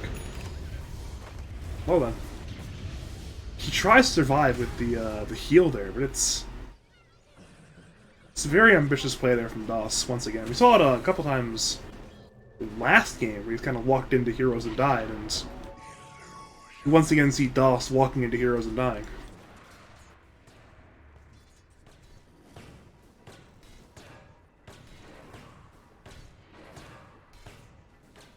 You're going to see Remedy possibly have an Orchid this game before Luna has Manta. That is a real interesting thought right there. The Beast still finds a blink call there on Clockwork. His Orchid will have to be delayed a little bit longer. Culling Blade comes in, down goes Remedy. I think this is fine. As long as the Lash keeps the enemy team occupied and Logical farms and Razor farms, it's really good. It's looking quite good for roll swap currently. They're not running away at the game, but their spot that they're in game state wise is very, very favorable. And at this point, if you're a roll swap, if you win one more big fight, this game can turn into a runaway. Win call, it might be there on logical. They ball on into logical. Vortex is there. Is there a call? No, there's not actually. Remnant is used, hits on the storm. Now call comes in only on Lesh. Soulbind is there only on the Void Spirit. Dire Now turn on in, Link is there, on Axe, step on into Storm, Storm zips away. They move to Axe, Axe is low, Axe has wand, Axe has call, Axe goes down. They now move to Luna, Yules is there, Eclipse was pump faked, was not used, Luna goes down, as does Neff to the Plasma Field. Notorious in the backlands died as well. And now it's only DOS who is... DOS will get caught there by Remedy. Cogs are there, that man will get caught. Splitter actually misses thanks to the Cog knockback, but in comes Foreplay. Down goes DOS. It is a full 5-man wipe in favor of Roll Swap. Radiant's middle tower is under attack. Radiant structures are fortified. Yep. They're just playing super fast. They're not even letting the Luna breathe. She doesn't even have Manta at this point in the game, which is very bad. She needs to like start splitting lanes and pushing all the lanes so the Lesh and the Razor don't push on their side. I'm looking at Remedy. He's not that far from the Orchid. He's literally like 800 away from this Orchid. So he will indeed have that before the Luna has Manta, which means we could see another soul kill on Luna from Remedy's clock. It's like we're looking at some like 2013 Bulba throwback. It's great. Alright, they are caught on what DOS is doing. He's trying to cut the waves, be annoying, but well, there's 3 heroes here with a hell of a lot of magic damage. Split Earth finishes a kill on Inch. That is another kill now on this Inch. That is 5 kills on her. DOS certainly not having the performance he had last game on the Enchantress, so perhaps Roll Swap have adjusted to what kind of shenanigans he wants to pull. 2 sides of the same coin, I suppose. Yeah. And they want I'm more. somewhat impressed. Storm didn't go Orchid against the enemy team. Sure, why not? I'm not a mid player, so I have no idea. But I feel like if you're playing against a Blitzbird or a Lash, I think you want to get that, Tower is under attack. so you can like disable them and make them useless in fights. Is under attack. But He once again Wow. find DOS. They're all the way mid and top lane on the rest of the Radiant team, so DOS just dies there alone on Enchantress once again. And high ground. it is high ground time. Their high ground siege is not fantastic. Correction, they have an Aghanim and Razor. Their high ground siege is fantastic. They have Edict as well. So it will be the T3 tower melting. They will be trade for the tier 1 middle lane. That's a terrible trade for the Radiants. They have Durax. Eye of the Storm is over. Edict's on cooldown. But the defense is just now beginning, and they see Axe. They saw him TP in. They know now to be a little bit careful in their positioning. Storm comes on in, zips on out. And Dire appear to be content with what they've achieved for now. Or perhaps they're fake backing. They're sitting there smoking still. They want to re-engage, perhaps. PMA is hitting the wave. Perhaps they will jump in with foreplay. And they do indeed jump in foreplay. Remnant hits. Logical has Split Earth. Can they stop him? Yes, they can, actually. Split Earth is not there in time. Not a silence there on the Logical. Logical's taking a lot of damage, but in comes Edict once again on the racks. In comes the call. It's on 3. It's fantastic. Chills there on the 1. Dire still at starting to die. Slowline is there. Eclipse is there. Logical is low. Clock clip in. Looking for a Luna. Luna goes down. As does the Beast. It's a disaster for the 5 average Jews. Notorious dies. Storm comes in. He's hit by that Orchid. He is silenced. He is stunned. DOS goes down. It's beyond godlike for pattern. Triple kill for him. In game 3 is looking a lot like game 1. A runaway victory for Roll Swap. I don't know if you saw, but the Abaddon literally shielded 3 heroes in that fight. And Logical did not die because of that. He got shield and Q'd from the Abaddon. I saw the first one barely- right away in the fight on the Lesh, but I didn't see the others, but I knew they ended up happening. I mean, Logical just did not die. Ravioli, though, his Abaddon is very clearly ban-worthy. I think if you are in our team in playoffs and you're either not banning it or block picking it at 5, you are doing a disservice to your Dota 2 team at this point.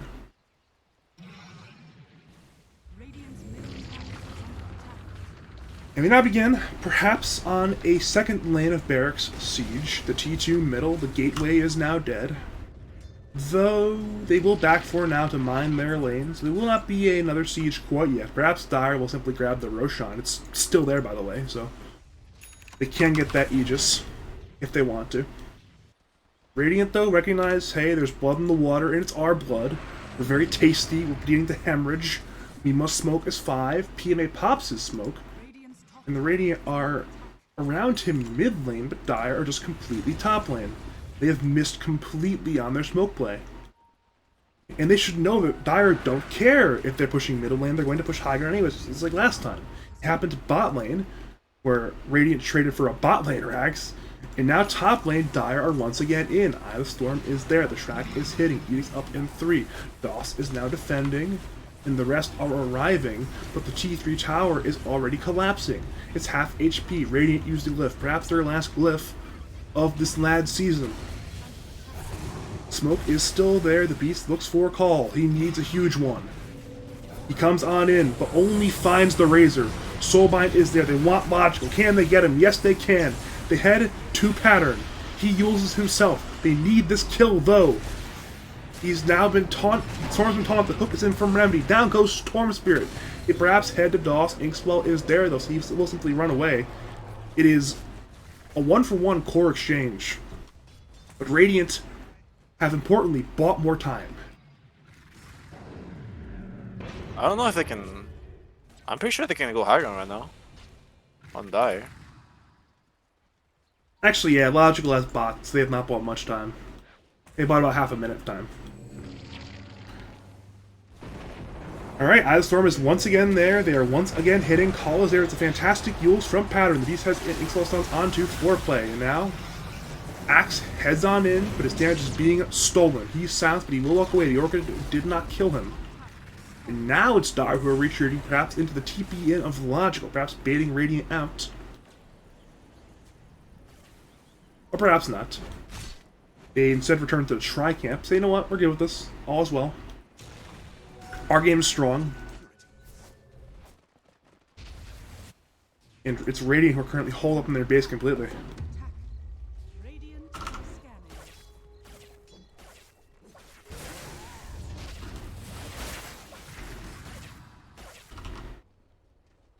It feels like for 5 dudes, the only play at this point is just hope. That 5 dudes make some errant mistake. Yeah. The lead's just so massive. Yeah, I mean, the Luna has to keep splitting and then fight on her base. That's like the only way to see it. But with a clock with Orchid, I don't know if you can do that. And Lash with Travels, it seems really hard. I mean, at least Luna is now 4th in net worth. That is indeed some progress, but it's behind all 3 World Swap cores. And they actually will jump the Beast in mid lane. This could be disastrous. Split Earth is missed. They come on in with the Pulse Nova. Axe blinks away. But actually, what Dire and Radiant both apparently didn't know is that Dire were not ready to fight there.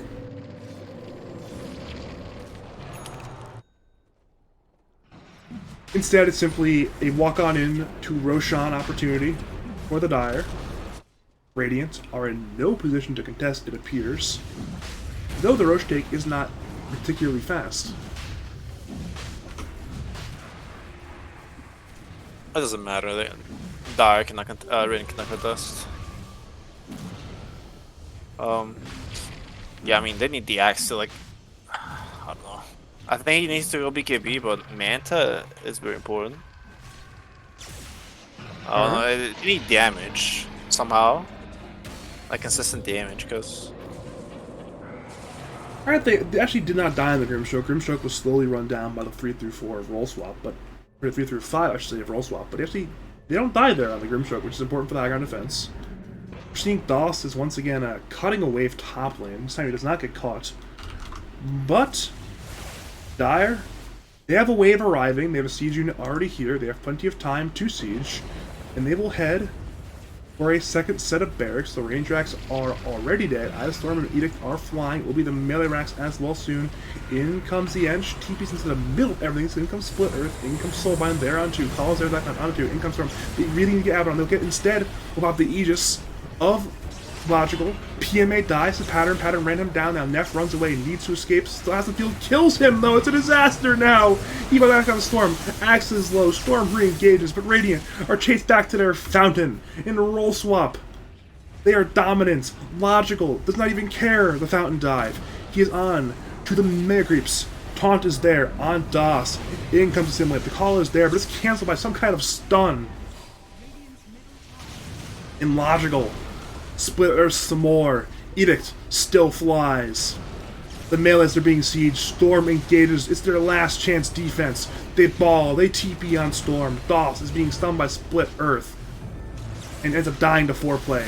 Neff re-engages, but he's Yule's. Orchid is there on clock. He will get silenced. He will go down. It will be a dieback. The beast tries. He fails. He dies. And 5 dudes are running out of defenders. It's a buyback on Axe. DOS runs in to make space. He gets taunted. He dies. And now it is 3 on the defense. There is no Eclipse. There is no Soulbinds. And this Dota game is running out of time.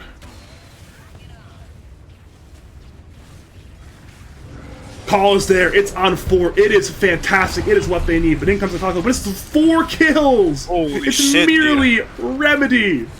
And they actually hold. Hit them with the XD. They hit them with the XD.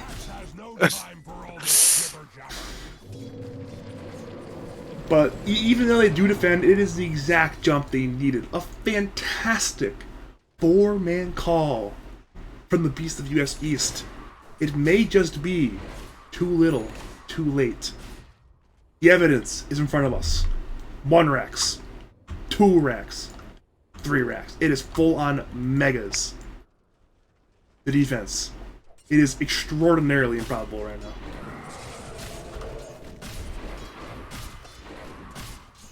That's a sick call, I'm not gonna lie, but it's kind of late at this point in the game. It's really hard though. Morosov finally had a lapse in positioning, and the Beast punished it, but...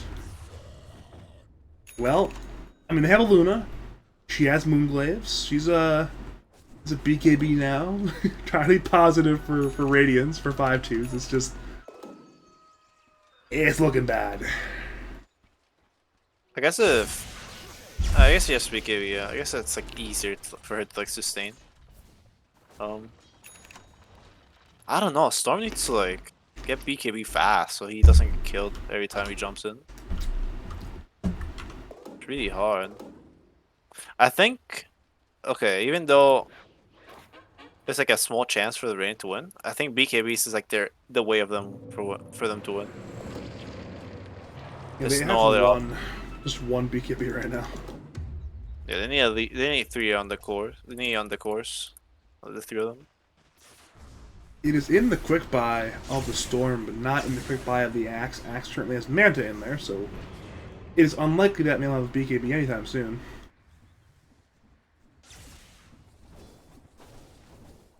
And you can see at this point the map control situation is dire. Radiant are playing this area of the map, and Dire are playing the rest of it. The rest of the map. So, if the status quo holds, Dire will continue to outfarm the Radiant. Roll Swap will continue to gain their 17k current lead over 5 dudes. It is, it is hard. I think the Luna has to like hard carry really hard for the Radiant to stand a chance. She I does guess if have she goes Aggregate to the, Shard, but it's hard still. I guess she goes to the Daedalus with a shard. She has a big chance, a big shot of winning a team fight. If Roll Swap really want to, though, they can simply wait and farm the entire map until next Roshan. Yeah. If they're that scared of this potential Radiant team fight, they can wait it out. They know that they're going to farm a good bit more of the map than Radiant are. And therefore, their lead will only grow. And even if Luna gets farm, and say Axe gets farm, look at Storm. Storm is just, you can't farm anywhere. There's nowhere for Storm to farm. He gets a wave sometimes. That's it. A reduced gold wave. Sometimes. Pretty sure they're just waiting for Roche on Dire.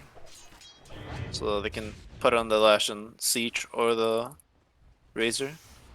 Which, by the way, has a refresher. So it's gonna be some hardcore sieging incoming in a few minutes.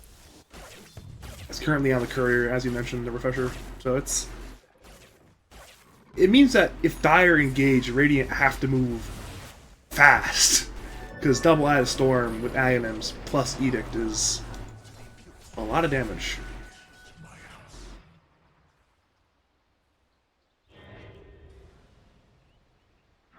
At this point, 5 Dudes fans are in the chat, and I quote, copium.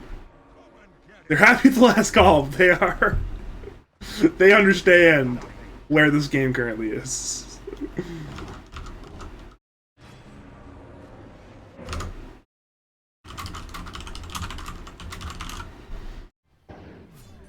If you are just joining us, welcome to what could be the final minutes of game number 3 of our first elimination match in Season 7 Lads Playoffs this season. Currently, Roll Swap have 1 game, 5 Dudes have Roll game, but Roll Swap are currently up Mega Creeps in this given game. So it's going to be hard. What? Oh, the Storm? Storm's Remedy? getting killed? Oh, Remedies gets him! Does not get him correction. Almost got him on that one. Oof. Yeah, we saw Remedy run in there with the Orchid. He's been playing literally here for like 5 minutes. I forgot he was moving, honestly. Just played in this circle waiting for the opportunity. Finally found it. I almost missed it. I have not missed a kill in like 2.5 games, and I almost missed that one. Very patient. He's returned. The exact same spot. He does not want to move. This is Remedy's fort. He is the king of this fort. He is a happy man just sitting here. He is the guardian of the Radiant jungle, ensuring just like logical when Raphael can farm it. There's no one can enter. If they enter, it's just like, hey, go in, hook, Orchid, kill. What's just up right now? Yeah, I mean, they can go for it sooner rather than later if they want. I'm not sure if they know it's alive. But they'll eventually find it out. Yeah. Someone will check it out. Probably pattern. Yeah, basically during this time farming after team fight, Rolltop have gained about 4.5k more of gold lead. So yeah. They extend the lead further.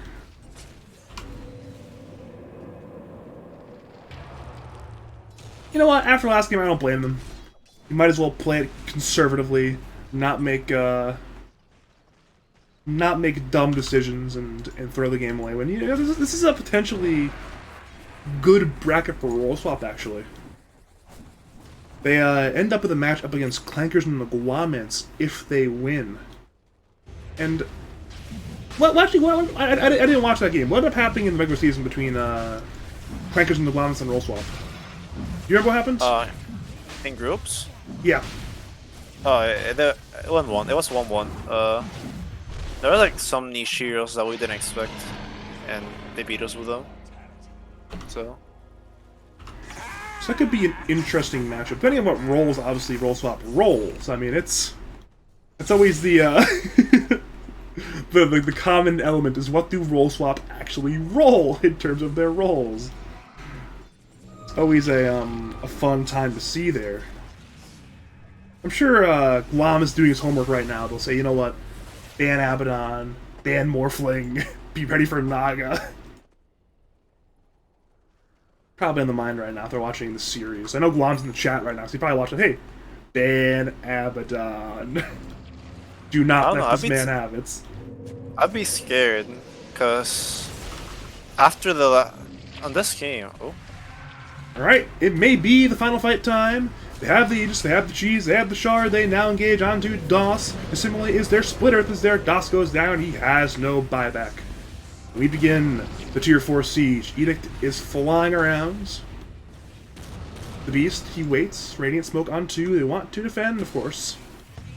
Not playing not to defend at this point. The lanes though, all 3 lanes now come in. The literally map control Radiant have is now gone. The T4s begin to die. Logical takes a good bit of damage actually, but has Bloodstone heal, has Aegis, should be fine for the time being.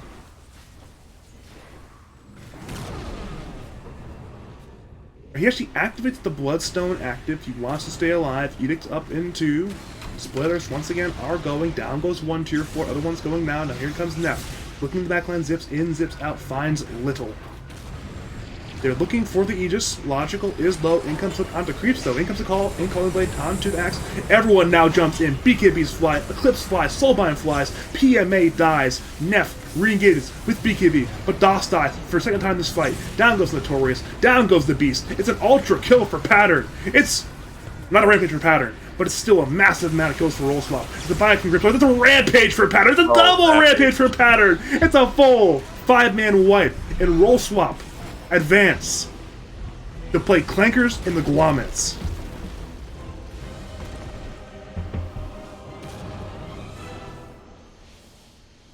Right, yeah. Jesus.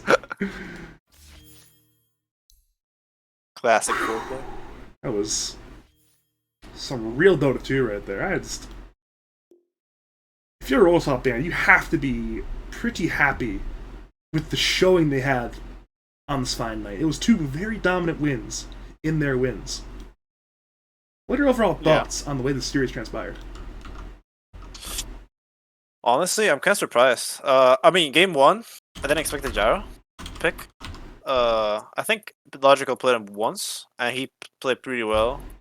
And then game 2, it was like a shock for me to for them lose with the Morph and Willow. So it's been a combo that they have won every series with. But game 3, I'm proud of them because they just reconceptualized and picked a different style of Dota instead of playing the timer. It's very interesting. Very happy about it. It was very interesting during that last game. That last game was... it outplayed them. There's no way around it. For 5 dudes, though, their season has come to an end.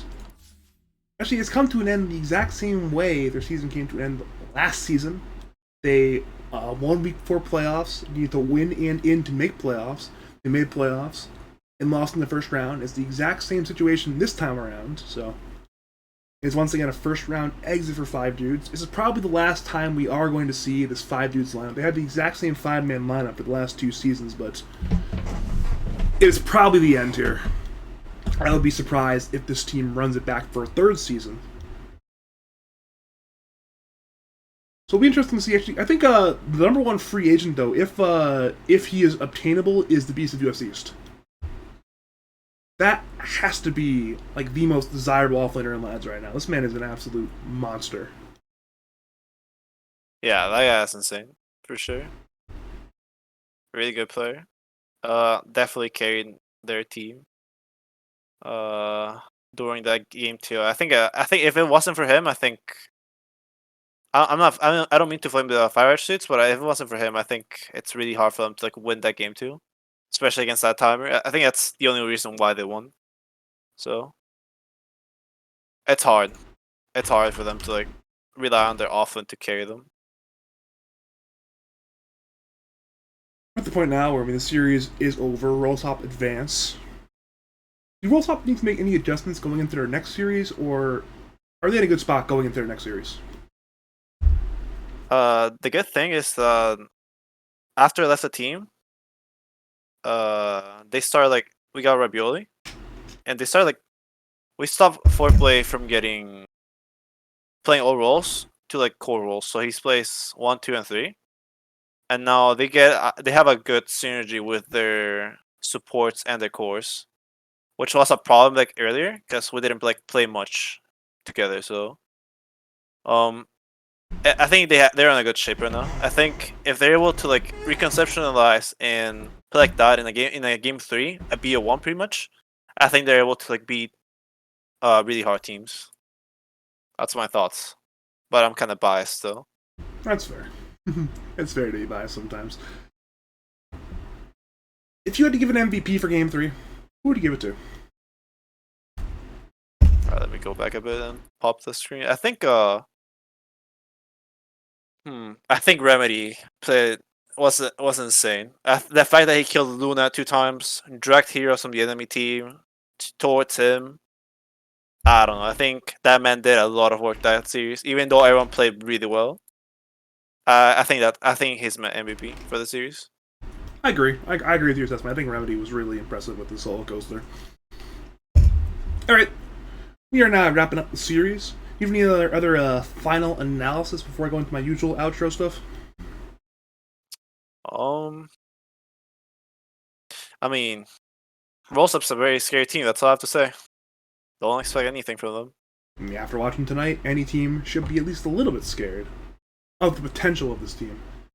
Thank you, though, Jynx, for joining me. Do you have any final words, call-outs, shout-outs to say to the people of League of Legends and twitch.tv/BadgerPablo? Shout out to my boys and shout out to the enemy team. That was a good series. I appreciate the fact that even though they were one man down, I think they stayed strong and played a really good series. Alright then. It is now over. Rolltop have won 2-1. I'll be back at the very least on Friday at 9:30 p.m. EST for an upper bracket semifinals matchup between the Apes Imps and Sheesh. Should be a very good series. If you want me to cast your games, cast your tournaments, contact me on the Discord at Badger number 5713. I would love to cast your games. And thank you for joining us if you joined for part, or of course, of all of the series. I'd like to give a shout out to MS Guire, USS Guam, and Jynx for subscribing. Very appreciated. You get to use your very elite badge B-lol emote now in the chat. Very fun, and as per usual, have a great night.